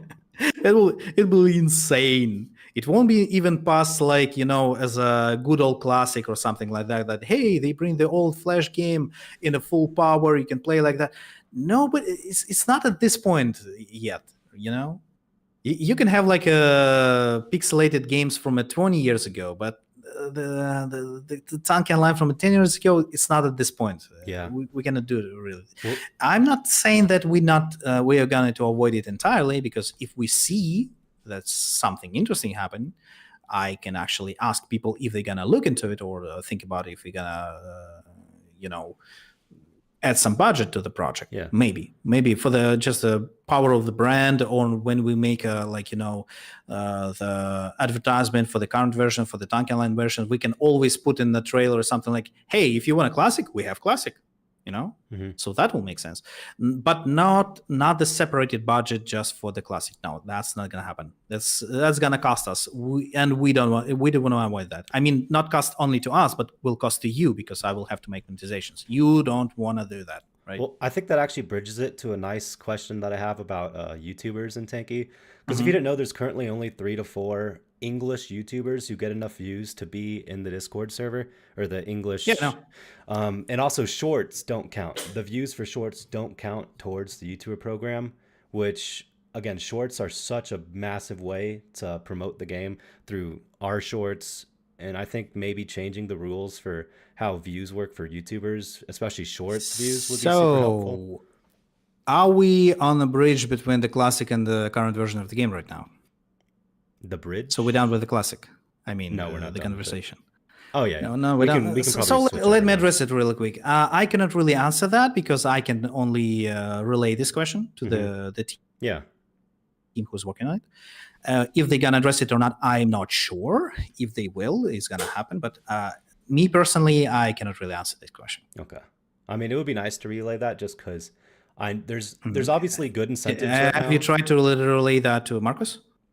Marcus asked me to message the support on the Tanky Reward page because he doesn't have it, but I can ask him again afterwards. So I've sent a direct message to the Tanky Reward. Okay, don't worry. So. You do that. I write it down. I will ask him what's up. So I appreciate that. If it's going to be possible, we will do that. Yeah. So I don't know if you want to go over normal Tanky questions now or what you want to do. Or if you still have something left for the classic. If you don't have questions, I will wrap this up. Yeah, no, Tanky Classic. I think we know. Okay, so for that. let me wrap this up for the classic. The classic version is gonna be the set in stone version of the game. It's gonna be monetized differently by the subscription. That will mean that we will know that the game is self-supported. Self-supported means a lot because that means that we can keep it running for years. And it will be thanks to you. So you will be the people who will keep it going, which is a great thing. And in return, we will make the customization options, the game customization options, which involves the creation of the battles and stuff like that. Certain maps. And we can guarantee that this version will stay unchanged. This will be set in stone, which is something exciting because I had never seen something like this. Because even like World of Warcraft, right? They released the original World of Warcraft, and then they like updated it to the Burning Crusade, then to the Wrath of the Lich King. Yep. I haven't seen like there is something like this exists. I mean, you can still play Counter-Strike 1.6, right? Mm-hmm. But as for the like commercially running project, this is something new, and we hope it's gonna work. And I really hope that you will set aside the differences and the fights between whether or not should the paint separated from models or not, should there be the gold box drop zones or not. I really hope that you will all set aside your differences and contemplate the classic as they used to. Yeah. I mean, you can tell if you just look at the views of the channel. Ever since Tanky Classic was announced, the views have just gone up. It's not only you. I know that everyone's really excited. It's been really, really nice. So that's we can finally talk what we're trying to talk. Yeah. But now we have an opportunity, and everybody likes that. Okay, sure. Awesome. Well, are you ready for normal Tanky questions? Because I know a lot of people. Yeah, sure. This wraps up the classic version of the game. Awesome. The news will keep coming. Look good. closely for the vlogs and stuff like that. We will keep you informed. We still don't give you the date. We don't give you all the answers, but please be patient. Mm-hmm. You need to understand what we're going for, so you can understand what we're doing, and we'll release information in little bits. But yeah. Really appreciate your excitement for the project. Yeah. Now, it's been fun. Let's come to the Tanki Online because, oh boy, we have things to discuss. Yeah. Do you want to start or do you just want me to start going through my questions? First of all, I need to address the framing of it, right? First of all, the Tanki Online version, the current version of the game, will keep going. Yeah. We have plans for this. We have released many new exciting stuff this year. We have plans of keep releasing that upcoming year. We still have plans for production. And I told about that in the interview, in a Russian interview. I think it should be nice to remind you here. Okay. We are doing financially okay. That's good to hear. Despite all the problems we had, despite even the DDoS attacks, we are still in the green. The project is self-sustained. It's above the red line, way above the red line. That's good to hear. It have its team doubled in recent years. We still have Unity project going, which I didn't explain what it is, but I guess you can guess at this point what are we going for. And we have plans. Oh boy, we have plans. We will gonna change stuff. And I'm really excited for this as well, because this is something that I tried to explain a year ago. Right now, I think we can or at least I can explain this. Oh, cool. We have a strategy shift inside of the company. And to understand the strategy shift, I need to ask you something. Do you remember the times when we are actively pursuing the mobile version of the game? Yeah, I mean, I think Uh-huh. the mobile version after you guys switched to HTML5, a lot of people have problems Uh-huh. with it.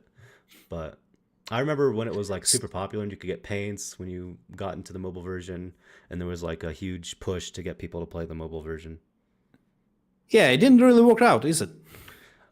I mean, how many mobile players are there? Because I remember last interview you said there was a decent amount, like almost 50-50, I didn't say 50-50. or maybe like 25%. They're a good amount. You said there were a good amount of Less mobile than players. 50% for sure.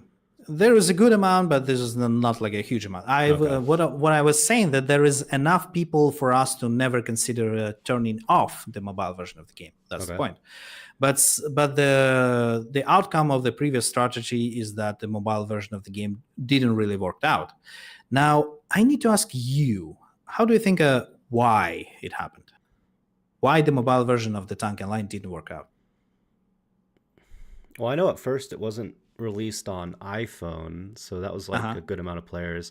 And then maybe also now the performance is a issue with some people. Like you need better phones. Or I'm not exactly sure because I've never played on mobile other than maybe a few hours tops. You didn't play. Okay. So that makes sense. Yeah. First of all, let me address these questions because that's really important. Okay. It will set up the framing of the upcoming questions. Okay. So, first of all, is that we released it only on Android. We didn't release it on iOS. This is a common practice. Yep. This is what people do because, first of all, they release on Android because the Android users are, well, less demanding. Let's put it this way. Okay. There are less money on Android than on iOS. But why people do this, they can keep the project like in a, how you should call this, pre-release state or something like that. Fix the problems, basically, right? See if it's working, if it's not working, if it's optimized or not optimized. So they release an iOS optimized version of the game, Okay. right? So this is basically why we used only Android at that point. It's the first thing. The second thing is the optimization. It was pretty good optimized. I would put it this way. It was it was running on way more phones than the current version of the mobile version. The HTML5 is more demanding than the Android. For sure. But in my opinion, these two problems are solvable. What was unsolvable is the gameplay, right? The Tanki Online in the world of mobile games felt like a simulator or something like that. There are too many things that you had to keep in mind. Like if you imagine a mobile game when you have tanks that keep sliding and pushing one another, and there is really a lot of minute details and controls. This is not what the mobile games are known for. This is what they try to avoid. And the Tanki Online is really control-demanding game. You cannot really like recreate all the feelings and stuff like that just using the screen. That was the biggest bummer for me because at some point I realized, and I told that to the team as well, guys, we are trying to push for the mobile version of the game, but the more we push it, the more we hurt the core of the game. Because what we should do, we should remove the speed of the turret turning. The turret should snap instantly. We should make sure that tanks don't slip and turns like that, so they can turn by themselves. That's why the entire overhauls happened, actually, And at that point, I was like, this is not Tanki, right? If we're trying to go for the mobile and optimize for mobile, we will destroy the current version of the game, and it's really hurting us for a couple of years already. Wait, so hovering holes? Were hovering holes intended to help mobile? Is that one of the main reasons they were added? Yeah. If you try to remember that, we had that back in the day, and the first hull was like a heavy hull. It doesn't really make sense, right? Yeah. But if you think about the mobile version of the game, you think, hovering heavy hull, that makes a lot of sense for this kind of game.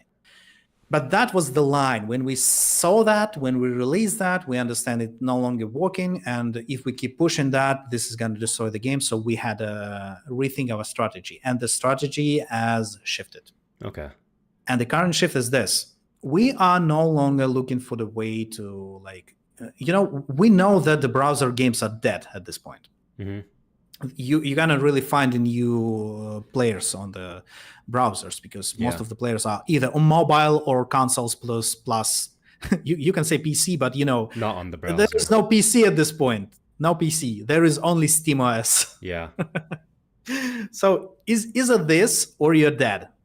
So before we tried to push for the mobile market, it's a half of the current game industry. Yeah. And it didn't really work out because reasons. I don't think just the game fits for it. And to make it fit, you couldn't do that. And for some reasons, we've decided we shouldn't do the bots, the first update for the mobile version. That was really stupid.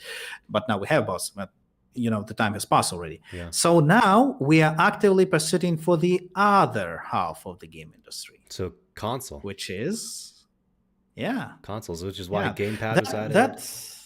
That's what I was trying to say a year ago. So we have a Unity team. We have doubled our team, and the Unity team is working on the console version of the game. And we have a gamepads, which makes sense. And we have this version running. And I will not name the actual consoles, that we're looking for. You should wait for the big announcement and the vlog. But that really makes much sense for me, but that's not the main thing that I'm trying to convey. It's not only that we're going for consoles. No. We're going for the other part of the game industry, not mobile. And not mobile is consoles and PC. Yep. So our strategy is wherever we're trying to find new players, like on consoles, we should never abandon the core anymore. So this is why in a recent year and year before that, I hope you felt that, we are starting to fixing problems we've made in previous years, right? Yeah. There's a lot more events now. This is what's happening. The events, the fixing this coming, we're trying to solve the problems, we're trying to address it. And we are just, we're not going to drop this project. On the contrary, we are going to fix the core and make sure it's going well. And by the end of this year, like in the previous year, I wasn't sure it's going to work, Okay. There was a lot of problems, a lot of questions, a lot of ifs, and if it's going to work or not. By the end of this year, I can tell you that we are doing fucking great. It works. It's working. Finally. We've spent this entire year working on a tutorial in the beginning of the game. We overhauled it, and it's finally started to pay the dividends.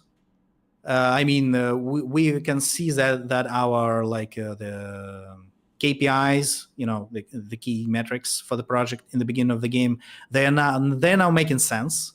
To the point when we can try to look for advertising. I hope.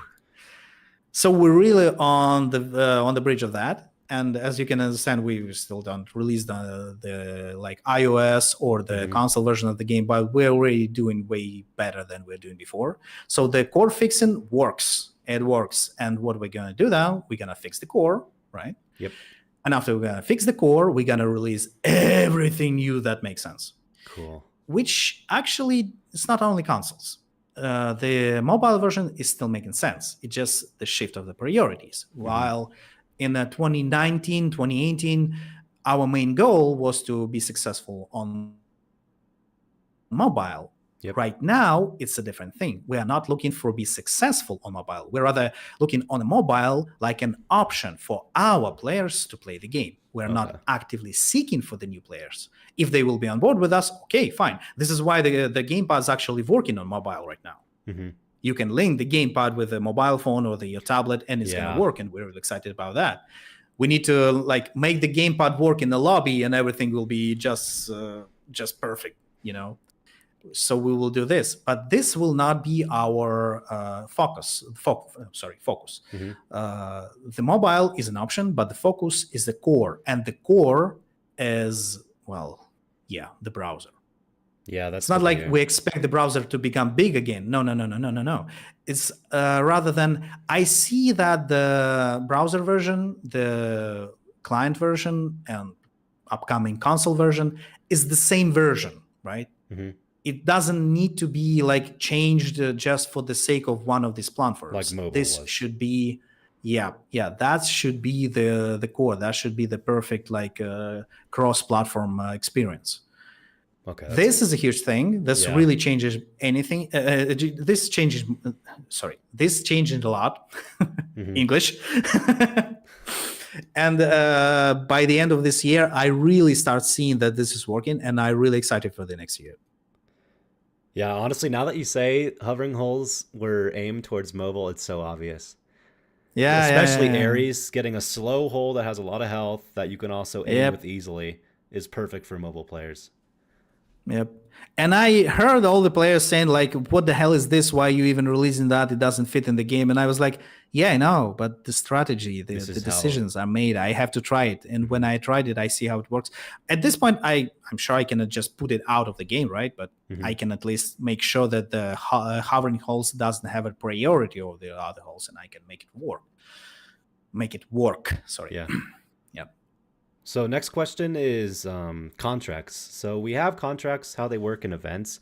Is this how contracts are going to stay, or are there contracts or achievements? No. I need to explain this because that's the thing that happened in the middle of this year. We're looking for a way to make the this 3D islands mini game on the website way more fun, because they become less engagement over time. Like the people didn't really like it, and we were looking for the ways to do this, and we come up with a version of it when you have like the full free to play access for the entire event, but you have to play like a lot. And we're looking for the ways to make it work and make it still make some money. And we're looking for what do we have? What do we even have?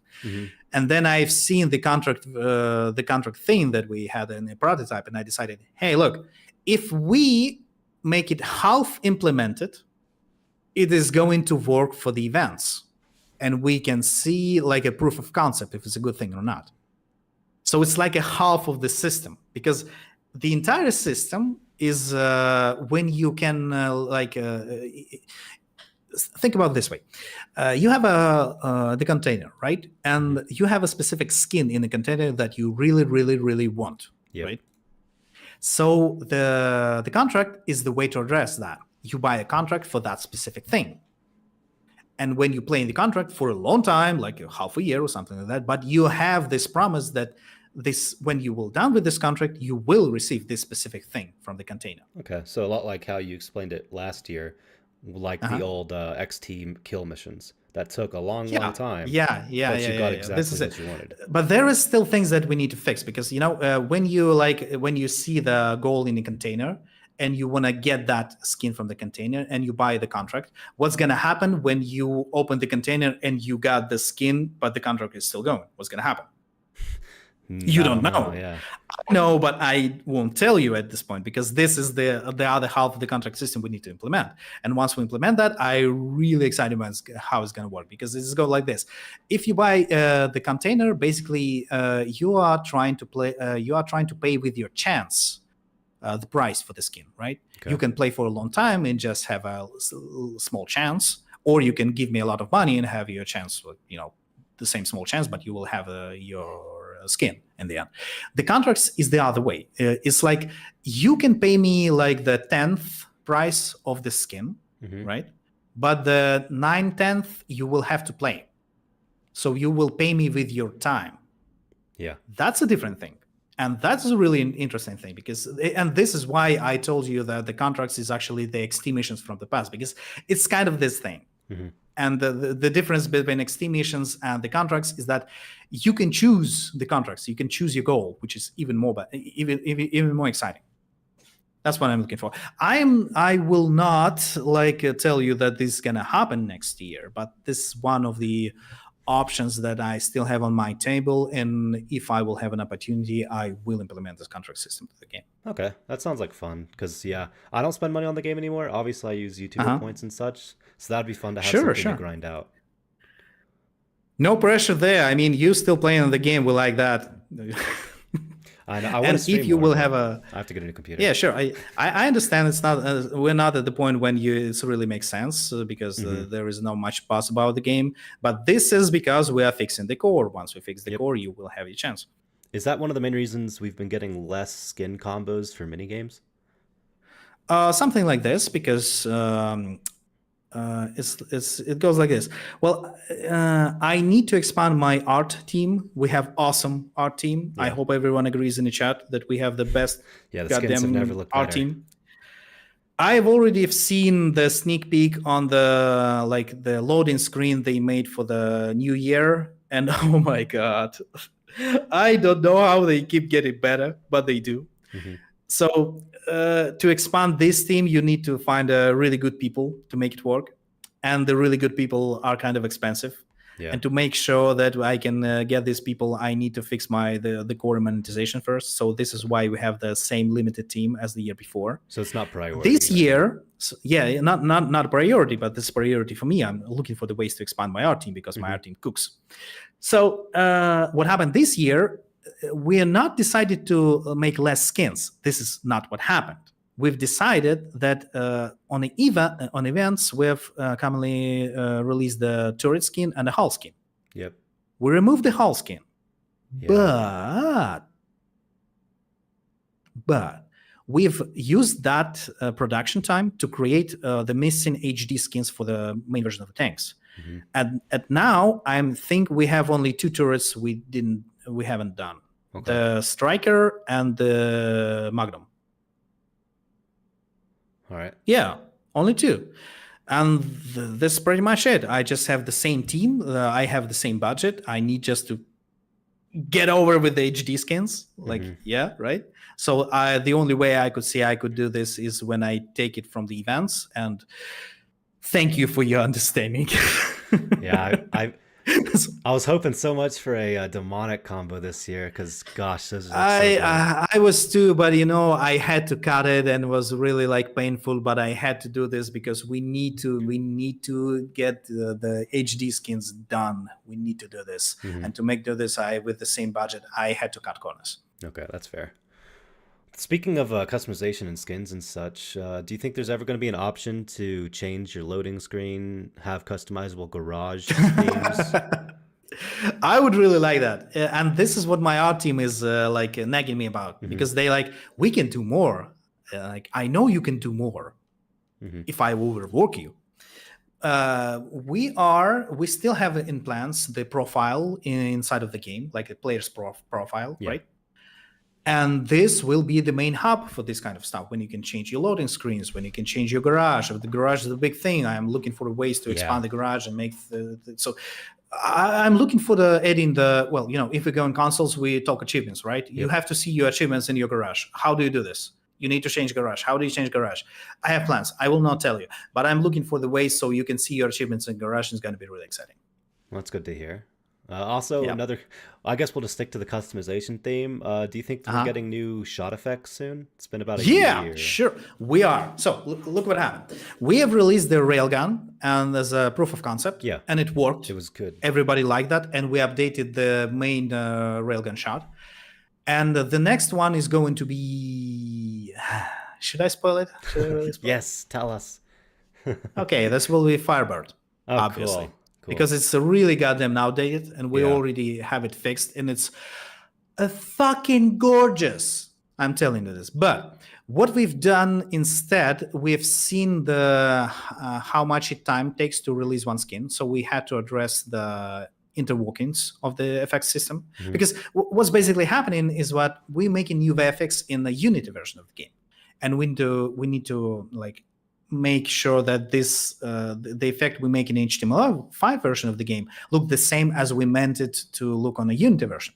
But HTML5 version is not Unity; it's our proprietary engine. We made this engine, right? Okay.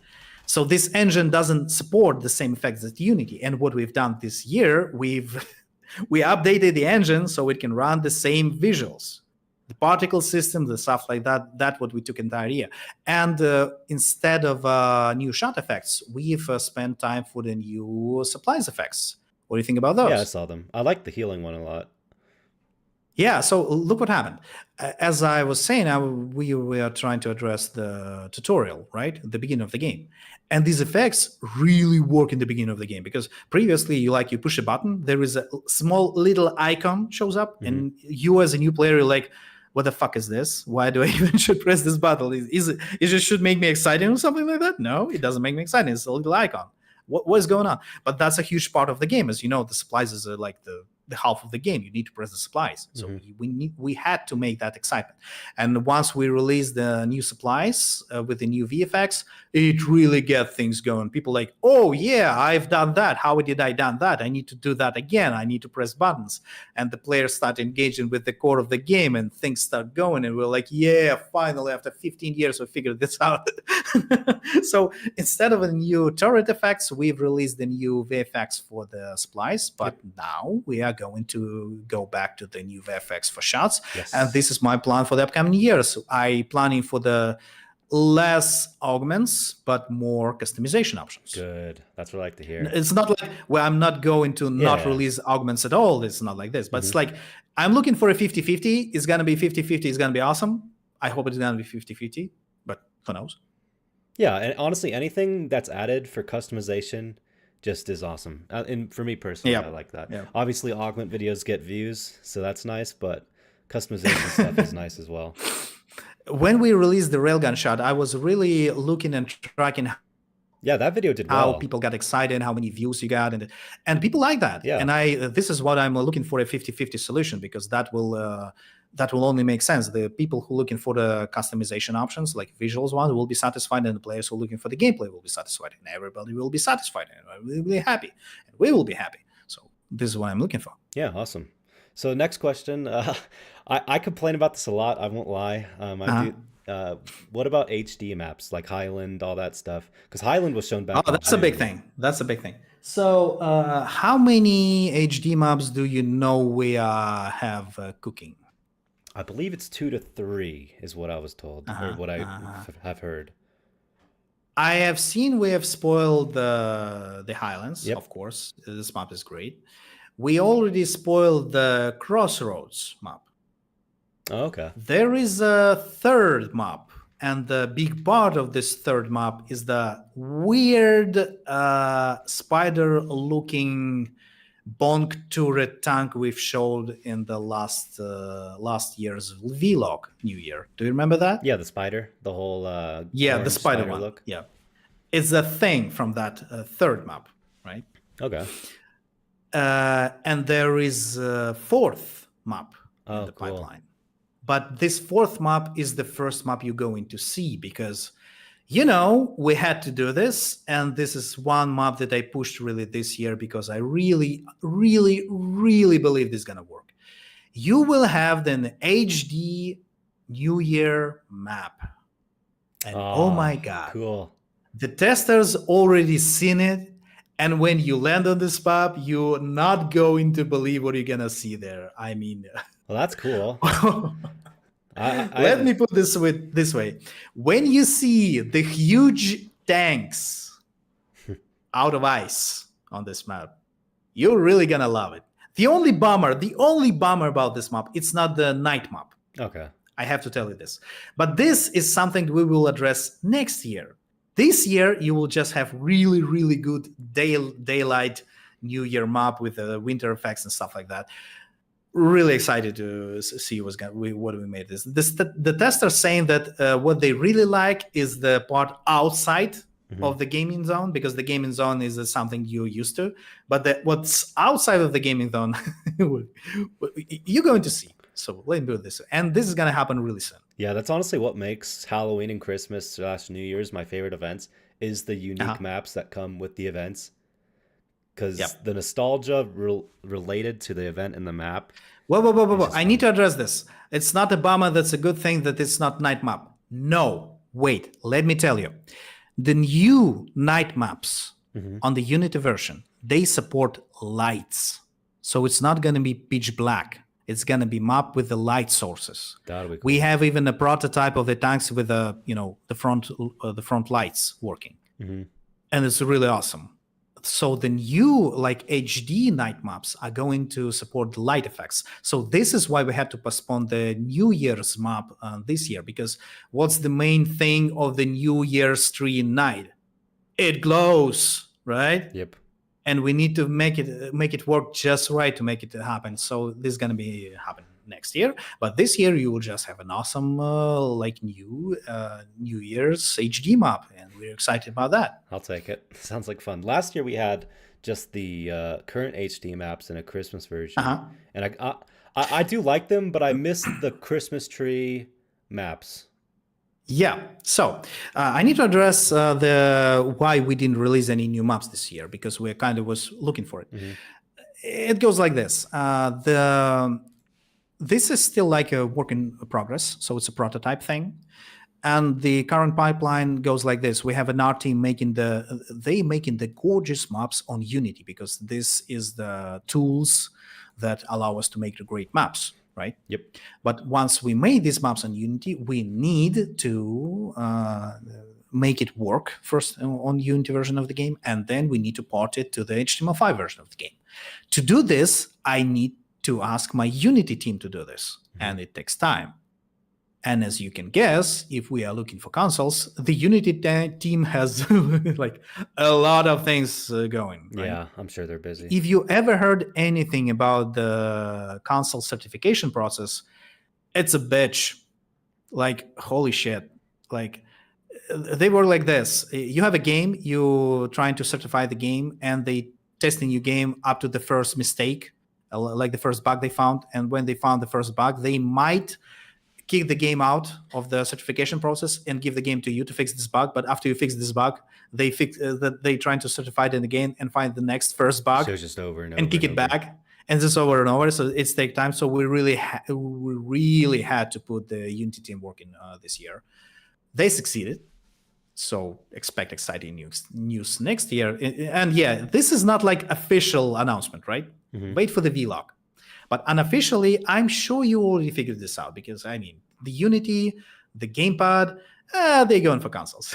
Yeah, I kind of guessed that when I was making the gamepad video. Like, they must be adding this because they're bringing the game to console or something. It only makes sense. So this is why you don't have any HD maps this year. It's not like we're not making them. We're making them. We have plans to make more maps. It's just to implement them, I need to hold my console team, the Unity team, and I don't really want to do that. Okay. But after that, you will have more maps, and everybody is going to get excited. That's good. Also, speaking of events, why is it, I mean, there might be a reason for me, and some people might like it, but personally for me, when there's like 20 people in a map that 5 years ago fit probably 12 to 14, why is the main reason, or what's the main reason for putting so many players in some event maps? It's this year specifically, I had a few game modes when we tried to push the limit.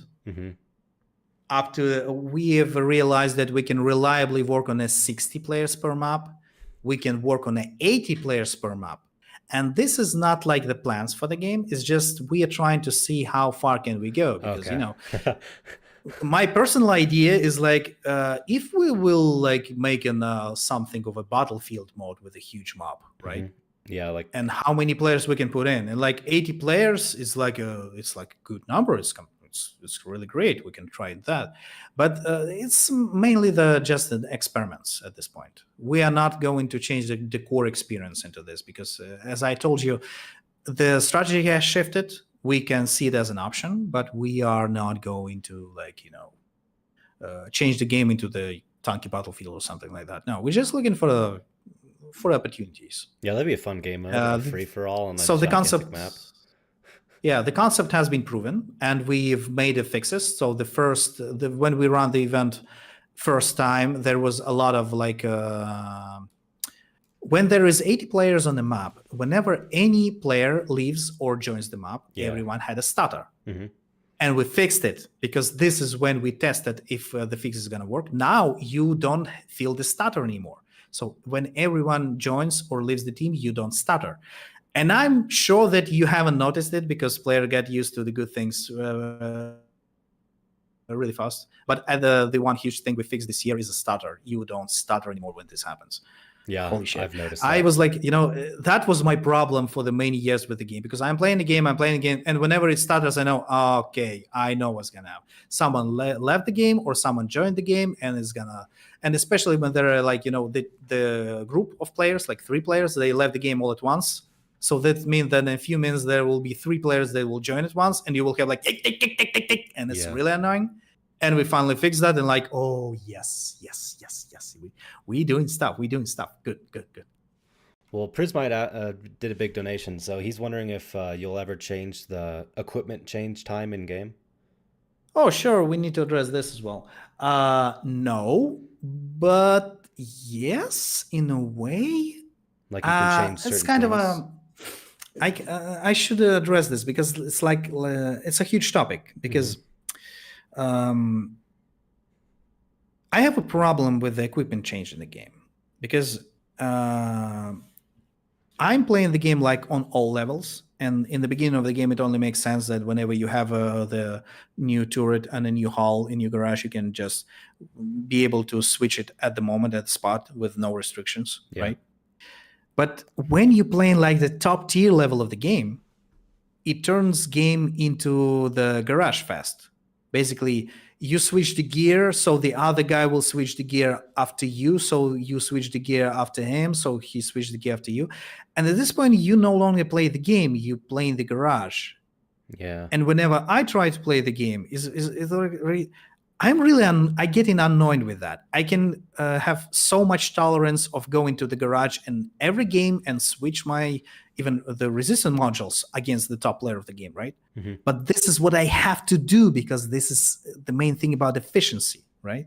If you don't do this, you're not on the first place. If you do this, you're on the first place. And if you guess correctly, you win. If you guess incorrectly, you lose. And I don't really like this dynamic, right? The only thing we did this year is just we make sure that you can change your equipment once per game. Yeah. It's half of a solution, really bad one. We have plans from I wouldn't say the next year, but we have upcoming plans, just put it this way. Okay. So you will have loadouts, right? Several loadouts. Yeah. And what I'm looking for right now, I'm trying to like approve this concept, make sure that this really works.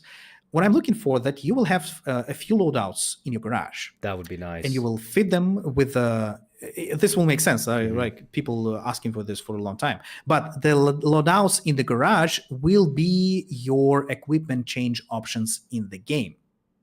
So you won't have a full access for your garage, or rather you will have it only once, as you have right now. But when it comes to the loadouts, you will have a shorter cooldown or no cooldown at all. I don't know. We didn't have a gameplay tests. So this is what I'm looking for. In my opinion, it does make sense, because what will it do, right? You still will have a power of your garage, right? Yep. But you will have it like gamified and limited. You will you build a deck, you will have your cards, and when you join the game, you will have to understand, can you play your cards right? And you will think about your loadouts differently. Like, should I make the same turret in a whole, but the different resistance modules, or I should make like a different tanks at all? And there were a lot of questions, a lot of like minute details. Should we like allow it like instant change on every respawn, or should we let some sort of a cooldown? Or how many loadouts should you have available? Should the players with the money be able to have even more loadouts than the not paying users? Or is it a bad idea? I don't know at this point.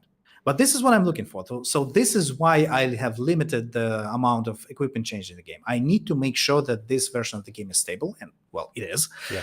So then I can add you the options in terms of loadouts, and I really hope you're gonna like it. Yeah, loadouts sounds like fun, especially since you have hull augments, turret augments, drones, so much that you have to adjust in game. And rather than adjusting your combo in game to better fit the game, which if you did that multiple times, that just wouldn't be fair for enemy players. You could try a different combo completely and see if that worked out better. You see, I really like this kind of games, because I've been playing some of deck building games, right? You can call it this way, like Hearthstone, or even some of the, real-time tactics games or something like that. So what do? When you're in the garage, you are building your deck. You're thinking about what you're going to do, what your plan is. what will you change if the enemy teams have this or that. Once you have this planned, you have this set in stone in your loadouts, and then when you join the game, you no longer think about the entirety of your garage because there's too many options. You think right? about the deck. You only think about your decks, and this makes it fun because you have your cards. You have you have ways to play your cards right, and this is what I'm looking for. Yeah, that'd be fun. I think that'd be nice, especially for switching mid game, because oh my gosh, there's so much to change. So that'd be super helpful. Also, you guys have been adding a bunch of new gold skins recently. Yeah, I have seen you finally like that. Yeah. Do you have any other plans to change golds in any way, like adding XP to them, adding like 1 ruby to them? Obviously, you have the ruby gold now, so maybe probably not. But do you guys have any plans to changing the core of golds or just skins? The core is, well, not, because we have options to add any gold we like, and we like the system how it's going right now. As for the looks of the gold, yeah, we still have a lot of versions of the golds for the upcoming events. That's I mean, good. you should expect the new gold box on the new year, of course. It's going to be a new gold box. It's new 3D, remastered, stuff like that, fancy, everything like this. And we have many more events next year that we're gonna make new versions of the gold skins. So we're looking for this. That's always good to hear. Yeah, because as for the adding experience to the gold boxes, should we really do this? I mean, it's kind of useless for legend players, but I mean, I think it would be cool for lower ranks and just adding something else to the gold rather than just crystals to just give a little bit more motivation to catch it.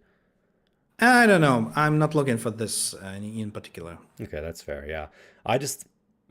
Golds with gold skins are far more fun to catch than golds with the same skin. So yeah, I know. Getting gold skins is always just super fun. This is why I would the summer one. Yeah, this is why I would rather avoid extrinsic rewards, like the adding the experience or the rubies, and go for the intrinsic rewards with the, like we have these goals, right, with the new skins. Yeah. It only would make sense if we will add achievements to the game, and you will have a once per year achievement, like get this Halloween gold box, right?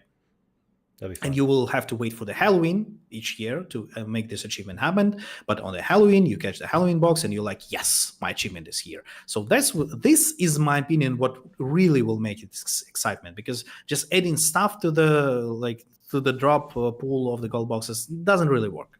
Yeah. I mean, do people really excited about the 10,000 golds with mega golds added this year? Not really. I've seen it. Like, nah. So I'm looking for the other way, for the intrinsic way, for the new looks of the gold, for the achievements, stuff like that. Like catch a certain amount of golds during this event for an achievement. Yeah, something like this. Yeah. Would you be also open to adding like rubies as rewards for achievements, or do you just want to keep achievements as just a title? Aha. This is like a huge question for me, because I'm open for this for the obvious reason, because after we've switched to the 3 currency system, we can do this finally. This is why we just added the mega golds, and adding the rubies to achievements would only make sense for me.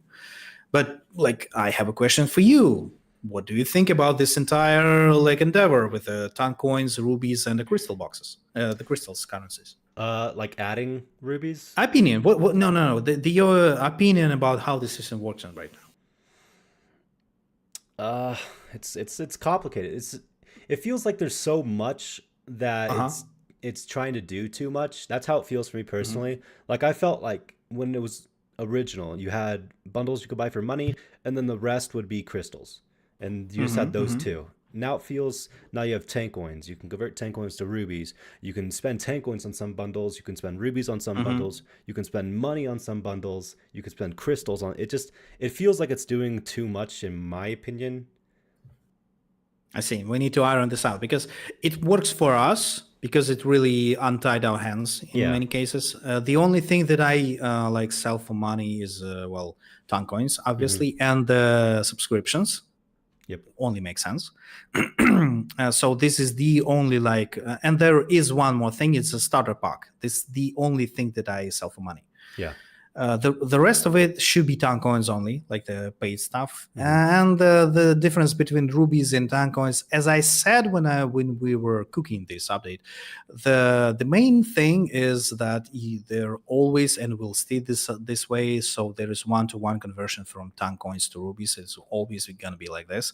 And if this is the gameplay related, you should expect to buy it for the rubies. I mean, what's happening right now is this, like the advent calendar, right? Oh, gosh. But it's like it's awesome thing, but it's like once a year thing. You can expect it to only happen this time of the year. We are not looking into more ways to doing this like in upcoming updates. No, it's gonna be rubies. Like, yeah, the only thing that's gonna tank coins we're gonna use is this event and the Tanki Fund event. When you have a booster pack, this should be sell for tank coins.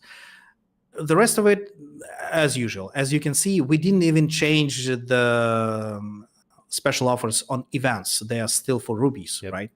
So you can, like, you have a chance to earn them in the game.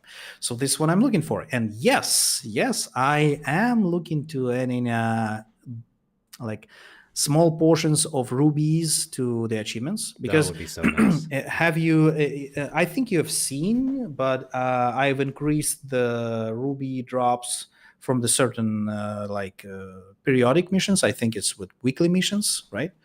So I've seen the results and I'm satisfied with the results, and I can be confident that when we can add a few more rubies here and there. So yeah, I think the answer on your question is yes, we can add the rubies to the achievements. Because I know in some games like Clash of Clans, when you do achievements, you get gems, and that's just like people focus on those achievements, and achievements matter so much more now because there's a monetary incentive to get them done. So I think that would just help with the release of achievements as well. So my idea is the same. Yep, it is. Cool. So I'm not telling you all the story because how the achievement system is gonna work. It's not just it's not just a mission. Let me put it this way. And I can really yeah. I should not really spoil it right now because there are gonna be things involved, and I really wanna my art team being involved with the achievements. I should stop here. I like the idea of having it in the garage. Something like this, yeah. So if I'll get my art team involved in the achievements, it's gonna be banger. It's gonna be awesome. So you all already said you plan to add an anti-cheat, and we don't know when that's gonna come. And this is just a big problem. I know it's like a complicated and kind of touchy subject because cheaters are such an annoyance. But what other things can you tell me about plans to address the cheating problem? So I need to clarify this. There is no cheating problem in the game. There is a cheating problem in the parkour game mode. Yeah. I agree with this.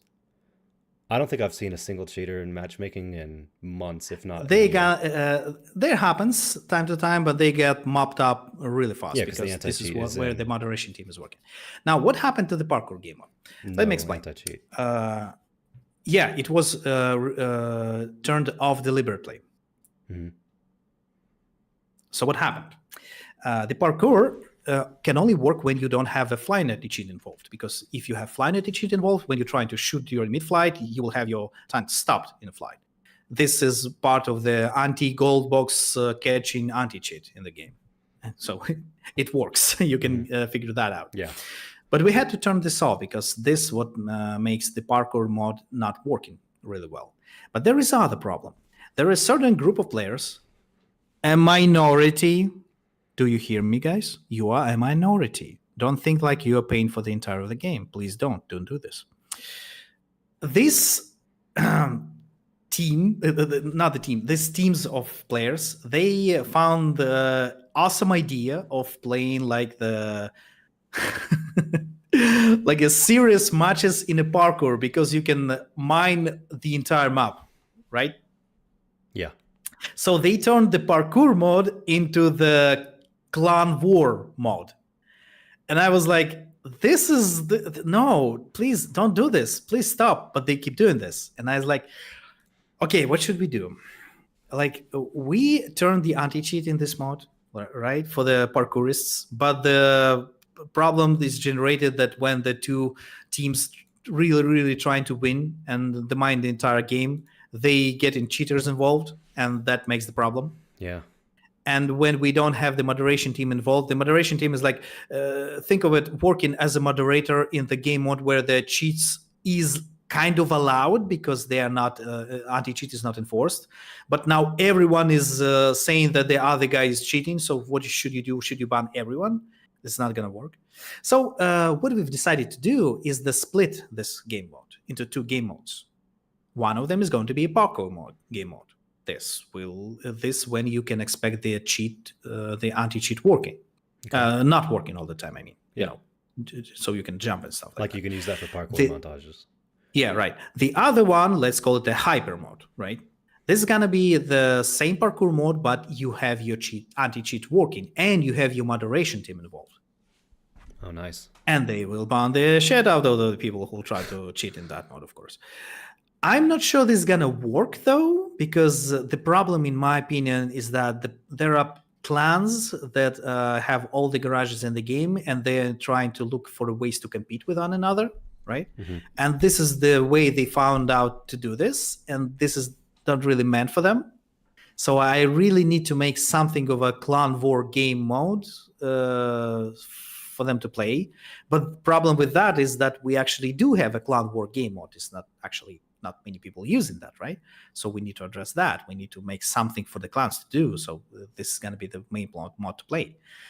So it's a good temporary solution, but in my opinion, we really should look for something of a clan war game mode where the players can really put all of their garage, all of their power, and all of their skills to use.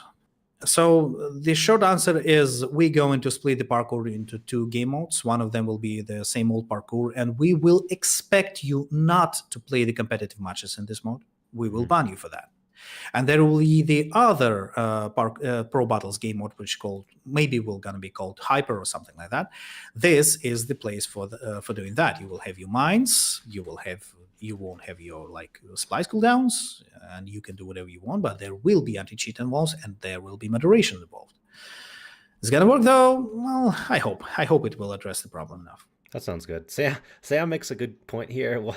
I asked about the bomb cart game mode last year, and you said once the bots get updated to a certain point, it might be easier. What's the progress on bots, and what's the progress on the bomb cart game mode? The bots have saved the beginning of the game at this point. Mm-hmm. This is not contest anymore. After we have added the bots, oh boy, there's you can't imagine the difference when you're a new player, you join the game, and all other players are just bots, and you can just destroy them safely and understand how the game works. Yeah. And then gradually, one by one, you have 1 enemy player on the team, 2 enemy players on the team, 3 enemy players on the team, and then you have a split game mode. Mm-hmm. This is we finally been able to make it gradual stuff, and it really saved the beginning of the game. It makes so the rest of the tutorial is working. So it's a great progress at this point. As for the bomb cart mode, it's still in plans. I'm still to entertain myself with the idea. It's not in the work though, because we have other things to address, and especially when we're trying to make a Unity version of the game, I'd rather not making huge changes in the game mechanics, right? Okay. Because the grenades took their time because they had to be made both in current version and a Unity version of the game. So this is why I'm not planning the huge gameplay changes at this point. Okay. The changes that you can see on the client side. On the server side, you can expect us to change some things. But on the client side, new game mode is too much, new turret is too much. We need to make the Unity release first, and then we can address and come back to this question back. Fair enough. Obviously, hovering holes, we addressed it. It was mainly added for mobile version, but you guys talked about hovering Juggernaut in the past, and I was curious if you guys still. We still have this planned. Because it only makes sense for me, because when you choose the hovering hole and you have a juggernaut and then it suddenly turns off the hovers and turns on the not hovers, it really startles you, right? And so when we will done with the main version of main Turins and halls, the HD versions, this will be the final one who will update the juggernaut. I'm pretty much excited about this because I see what my art team doing, and each next skin is better than the previous one. I hope you agree. Yeah, no. And when I see this, I see when their skills getting better, better, and better. So I expect the Juggernaut to be awesome. And when we make this Juggernaut, it only makes sense just to make the version of the hull that is hovering, and it will be really easy to implement at this point. So yes, the hovering Juggernaut is still in the plans. It's still going to happen. Cool. Sounds good. Also, gifts. Do you just plan on keeping that for Tanki Classic, or do you want to add gifts back to the game? I still want to add them back to the game. It's just before we do that, we need a place for them to be, and this place for them is the profile, player's profile in the game. And first, we need to make a profile in the game. But the profile in the game, we're still not making it because the new profile should be made in a new UI, and the new UI is the thing that we only just finished. Yep. You know, the last one we updated the shop. Took us a while, but the new shop, oh my god, it's awesome as well, because half of the new shop is the new artwork. Yeah. I really like that.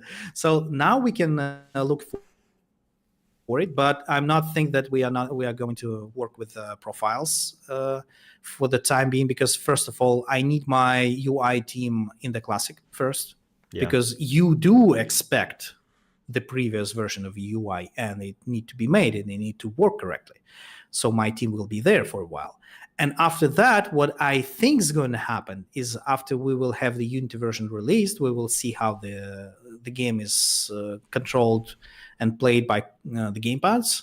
And we will have our ideas that the current version of UI is not really working, and we'll need to change that. And I'm sure we will change that. So we're going to take the entire of the next year. And besides, what we should really do with the new UI for the game is to add, the how we call this? The night version of the UI, right? Because it's a modern thing to do. When you have an UI, you have a night version and you have a day version. So, well, I'm looking for to implement the night and day version of the UI. In the upcoming year. I hope it's gonna happen, and well, only then we're going to address the new entire sections and screens like the profile. So it's gonna take a lot of time. That's what I'm trying to say. Okay. The Tanki Fund also, some people are concerned about. Obviously, in my video, I told people they probably shouldn't buy it unless it gets to a certain amount. And maybe you could make the argument that what I say impacts it to a certain degree. I don't think if I told everyone to buy it, it would increase that much, but the Tanki Fund it's not doing well. I'm not sure that I should say this, but it's doing fine, but for us. You see where I'm going with this? Yeah, I know what you mean. Yeah, so the Tanki Funds is a really specific thing. It's when the players can get a lot under certain circumstances, and we'd rather not having them too much for too cheap. So when the Tanki Fund is not doing really good, we kind of not upset with that. This is why it doesn't get changed over time for a lot of the updates. This one is even more interesting because this is when we switch from tank coins to rubies, and many players before the Tanki Fund had bought the advent calendar, right? And they expected the rubies come back from the calendar, so then they can spend them on Tanki Fund. So this is why the Tanki Fund was really slow in the beginning. That's the first thing. And the second thing, Tanki Fund intrinsically is not how you should put this. Free rewards. When you have less players in the game, you shouldn't expect this to go faster, even if we add new stuff to the Tanki Fund. So this is what I see. I see the constant number of players who get engaged in Tanki Fund. So even if I add or remove stuff, look. Do you remember the Tanki Fund where there was pretty much only the paints, right?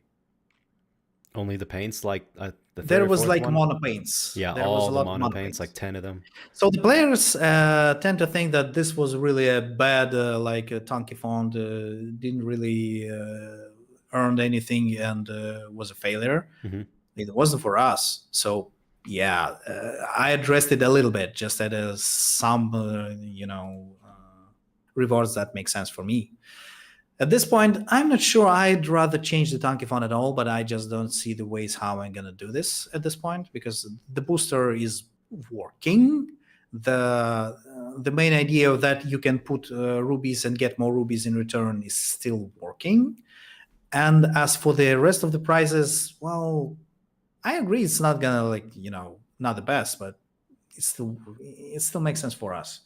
So you shouldn't think that what you're saying is don't buy or do buy Tanki font. What you say in your videos is really impacting it. I'm not thinking it is. It's a problem. Okay. It's that's basically it. I'm not looking for ways to change it right now. If it's gonna perform really poorly, maybe I should address it. But at this point, now it's working as expected. So at first it was more like get every single person this reward basically for free, but you think it's turned more into just a less important thing, would you say? There was a Tanki fund when players got all the rewards, Yeah, right? during But the they kept compensation. buying it. Yeah, but they kept buying it. Why? Because when you not only you get all the rewards, but thing is, you could participate in the event when the розыгрыш, basically. What's the как это перевести-то, господи? What's the English word for this? The event when you have more rubies back than you put in, right? Basically. Oh, So like, the players still I see the majority of players still buying the Tanki font for this, not for to maybe win the sheer bonuses. yeah, because when you giveaway or think about whatever. it, how many it's cost right now? 1,000 and a half, 1,500 1,500 rubies, right? Yeah. 1,500 rubies. And for the 1,500 rubies, it's still better than the 1,500 rubies offer on any event right now. It's still more stuff. So that really gets me puzzled, because I see that I already give you more stuff than I normally do, but you still add more stuff so we can progress more. And I was like, why? I know you want to progress more, but I'm still giving you more stuff than previously do, so it doesn't really make sense for me. So that's my main idea, that Tanki Fund is not doing bad. It's doing bad, well, for you, because Yeah. you don't get progress much, but it's doing well for us. So I see the problem in it, right? Because if you're not satisfied, we kind of have a problem. It's a bummer. But at this point, I don't see the ways how to solve it. And adding more stuff to the Tanki Fund, this will not gonna really work, because think of it this way: if I would put a few augments in the first levels, what's really gonna happen? In my opinion, you just will have too many players with these augments being a cancer in the game for quite a while, right? Yeah, like Pulsar But with are Rico. you going to are you going to progress too far in the Tanki Fund? Not really. I don't expect that. So either I'm wrong or I'm right. You cannot really say that without knowing the numbers. I will try to find a way to address it. I will put it this way. I could do remove the part when you put in rubies and get back more rubies, but I really don't want to do that. Maybe I will separate them so you have your rewards separately from the main Tanki Fund. But so you see the problem, right? It's really, there is no easy answer. Yeah. Basically, that's it. I know a lot of people right now buy into it for the raffle to get the chance, because it's a decent percentage yeah. chance. That's the word. Yeah, right. The raffle, yeah. the raffle part. Because I know a lot of I forget what the percentage is now, but it's not that bad. Like, you have a decent chance to win rubies back.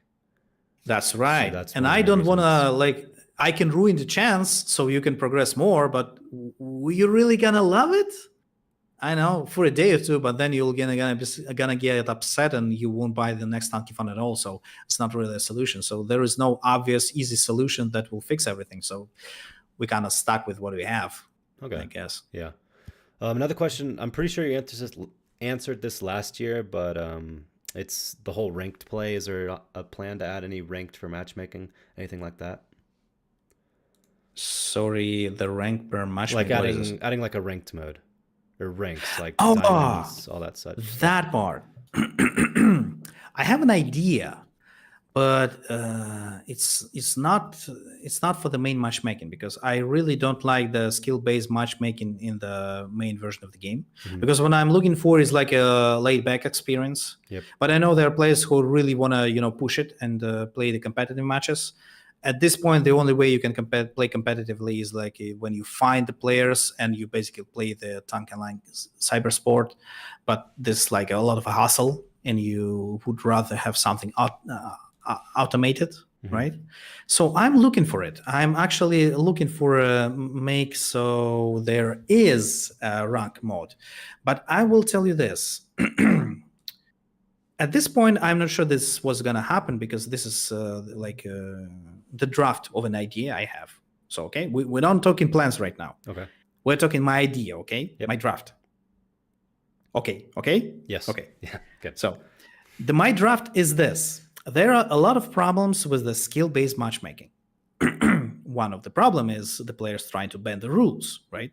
There are players who are forced into skill-based matchmaking. They don't really like the experience. They just want to play the game and don't be the sweat nerds in every other match, right? Yeah. And I really hate that feeling when at a certain point you realize that it's not you playing the game, but the game playing you. When this infamous story with the Halo matchmaking, when you actually can predict whether you're gonna win or lose the next match because what happened before that, right? It's bad. I know there are opinion in the industry. So when every player have a 50-50 win rate, it's the perfect game balance. But I don't like it. It's like too predictable. Yeah, on Call of and Duty, it's not fun. It's like you do really well one game, Yeah, and the yeah. next game you're going to do bad. Oh yeah! Shout out to the new guy on the block, to the Chill Gaming. Oh yeah, the new guy. So Chill he game. mentioned that in one of his videos. Yeah, the Chill game. So he likes Tanki Online way more than Call of Duty, because in a Call of Duty, when you spawn, you have 2 seconds of being alive, and then you're dead. Mm-hmm. And while he was saying that, I was seeing how he was playing with his light hole, and he had 10 seconds of being alive, and then he's dead. And I was like, okay, I take it. I'll take it. Okay. But this is actually the problem for me as well, because when I play these games, I start to feel the mechanics, the interworkings of the game behind the system. And when I feel it, it ruins the game for me, I'm a game designer. I play a lot of games. Naturally, I know the systems, but the games still have to be not so predictable at this point. So this is what I'm looking for, the main game matchmaking. I will refuse to add the skill-based system into main matchmaking. Good. But what about the optional one? Like ranked play. So yeah, if we will have it as an option, it's still not the easy just to implement it the way it is, because I have a lot of problems with the team-based ranking systems. Because when you have a good team today, you got boosted on your score. But if you have a bad team tomorrow, you're gonna get destroyed for a couple of matches, right? Yeah. And this is kind of a problem. So if you have an account when you're playing with friends and friends are kind of good, you should never play solo on this account, because your rank is going to get destroyed. But making the ranking mode without of groups is like, why? You really want to do this? So my solution is, again, I'm not talking plans right now, right? Mm-hmm. Remember that. I'm talking my idea. So what I'm looking for is a clan war system. Okay? Okay. So we have clans neglected for quite a while. And my idea is, so we have a clan war game mode. We should have this. And this clan war game mode should be purely skill-based matchmaking. But in order for this to work, the rating will not be personal. It will not belong to you as a player. It will belong to your clan. You understand what is going to change? Like a clan rating system? And your clan rating is... I'm thinking... Yeah, the clan rating decides what you're going to play against. Your clan against the enemy clan. You have a button, right? And when you press this button, all the players of your clan will be on one team, and the other team will be some other clan, and it will be automated. And maybe it will gonna work for a short period of time, like in a prime time at certain part of the day, right? Yeah. But what's gonna do, at least what I was looking for, is to make so that the clans will turn into the sort of a football soccer teams, you know, Oh, like in tournament a brackets. yeah. No, not this. Like in the FIFA on UEFA or something like this, you will have an elo rating that linked to your clan. So it will depend on your clan or your position in the clan whether you're gonna play for the like hard ranking games or easier Okay. ranking games. Does it really make sense? Clan rating type Like thing. think of it this way: you are playing in a like third country like football team, right? Something like this. Okay. But you're like a decent player. You have in your games like normal as you used to be. But if we'll take you from the third country and we'll add you to the team, like the top team, to top football team right there, you like you will have to play against beasts, right? And you will like the team will have to decide whether they should keep you in the clan and should they allow you to play or not. This concept is kind of really hard to explain. So my idea, if we will try to wrap this up, I am looking for not just the rating games in the game, but the place when you can play for skill, for the result. And the place for this, in my opinion, is the clan wars that been neglected for a time. So either you play the normal matchmaking with the current system that is rank based, not the skill based, right? Okay. But when you go to the clans, you will have your skill based, but the manipulation with your skill will be implemented in the system. You can change your clan if you don't want to play too hard, or you can join the better clan if you want to get your game going harder or stuff like that. Does it make sense? What do you think? Have I explained it? I haven't really played any of those clan game type things, so I'm more thinking of it as like a clan rating, and your rating determines what pool you're in, so you can verse other clans with that similar rating. Yes, it is. Okay. So let me tell this way. There are two types of clans in the game, right? One of them is like cybersport clans. Those are too serious. I've been playing that part of the game. It's really awesome. That's a different Tanki Online. But to get involved is a lot of hassle. Okay. And then we have like the casual clans, like the automated system in the game, right? That doesn't really have a purpose but the clan tag, right? Okay. So my idea is the second part. I'm going to use that part with the clan tags and turn it in so you can still have your clan just purely for the clan tag if you want. But when you're in a clan like this, you will have an option to just join the matchmaking system that is skill based, and your clan is against some other clan. It's automated and it's playing at prime time, something like this. And you will expect this to be a really skill-based, like turbo, sweaty, and stuff like that.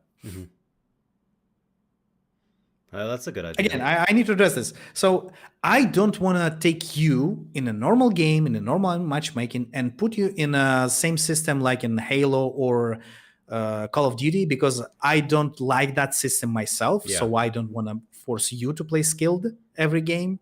I don't really like it. What I like in the game right now is that it's just you play the game the way you want. You can ignore flags. Do whatever you want. It's a freedom. You can do this. I really like it. All you do is just you grind your missions. That's the reason of the game. That's the system. And when you want to get involved with the skill, you should play the different kinds of games. So that will be Clan Wars. This is my idea now. I'm not sure we're going to do this next year, but I really trying to make it going, because this is not so much of a UI thing. As I told you, we have UI plans mapped out for entirety of the year. But it's more like a server-side thing.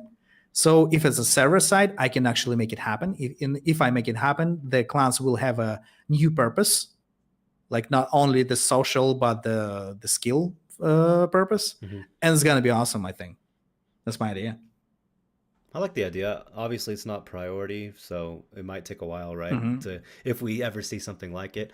But I think we'll wrap it up with one more question here. What should we expect in the upcoming year? Obviously, take it with a grain of salt. Take it with a grain of salt. It might not happen. Things happen. Things get postponed. What would you say we should expect in the upcoming year?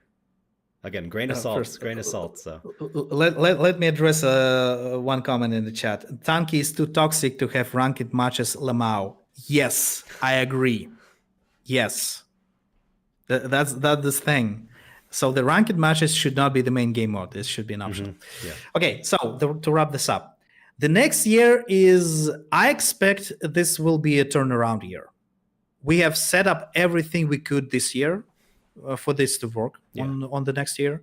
And we have our plans. First time in 10 years, we're expecting the growth. So we expect to add a new players, add a new platforms, new stuff. The first thing we're gonna change, I will announce it the next vlog. That will be gonna be the supply system, and the Oracle drone will be involved. And that's the big thing that you should be expecting in the next year. And yeah, that's it. We made it, guys. We for many years we've been expecting this project to die or something like that, because haven't been a week that I haven't stumbled upon a player who told me the Tanki is dead or something like this. It's like you should drop it, just stop it or something like that. We did not.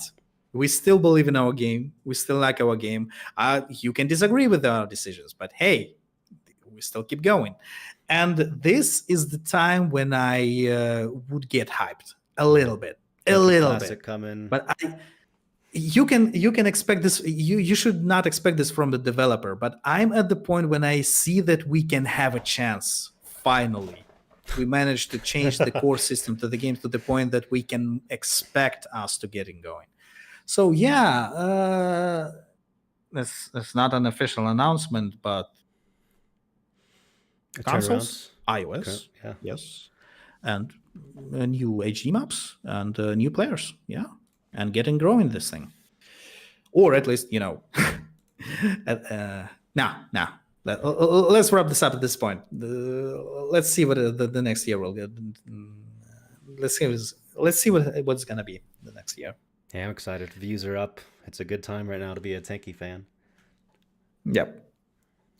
Well, I appreciate you coming on. It was. Yeah, fun. I hope I answered so. the answer on the questions that come up with the Tanki Classic. I really hope for that. I really like that everyone likes the Classic. Gets my heart warm as well. And for the Tanki Online version of the game, don't worry, we're not gonna shut down one of the games. No, your games will be still there. We expect you to play in it, and we'll expect new players to come to the game. Yep. Well, awesome. Appreciate you coming on. I always liked you. I always thought you were a good guy. You get a lot of hate, but obviously haters are gonna hate. But I've sometimes it's justified, because you can call me the face of the development, right? I'm the only guy who talking to other people and showing my face on the screen. So yeah, I should expect people to hate me. Mm-hmm. But I understand it's not really personal, because people are just wired this way. Yeah. They see face, they yell face, right? I mean, I complain about that. I understand that. I do it too. I can't say I don't do it, but yeah, right. I always come around, I think. So yeah, guys, no hard feelings. I know you're upset with the game. We are not satisfied either, but we keep working. We keep this game going.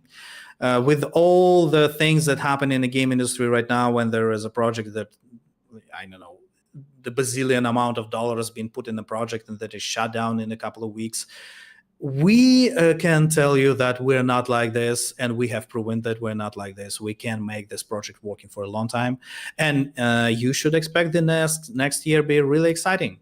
That's for sure. Awesome. Well, appreciate you coming on. I know it's pretty late for you, so I don't know if anyway, thank you for having me today. Yeah, of course. Thank you for coming. You take care, all right? Yep. Have a good one. And you take care too. Good luck. All right, cool.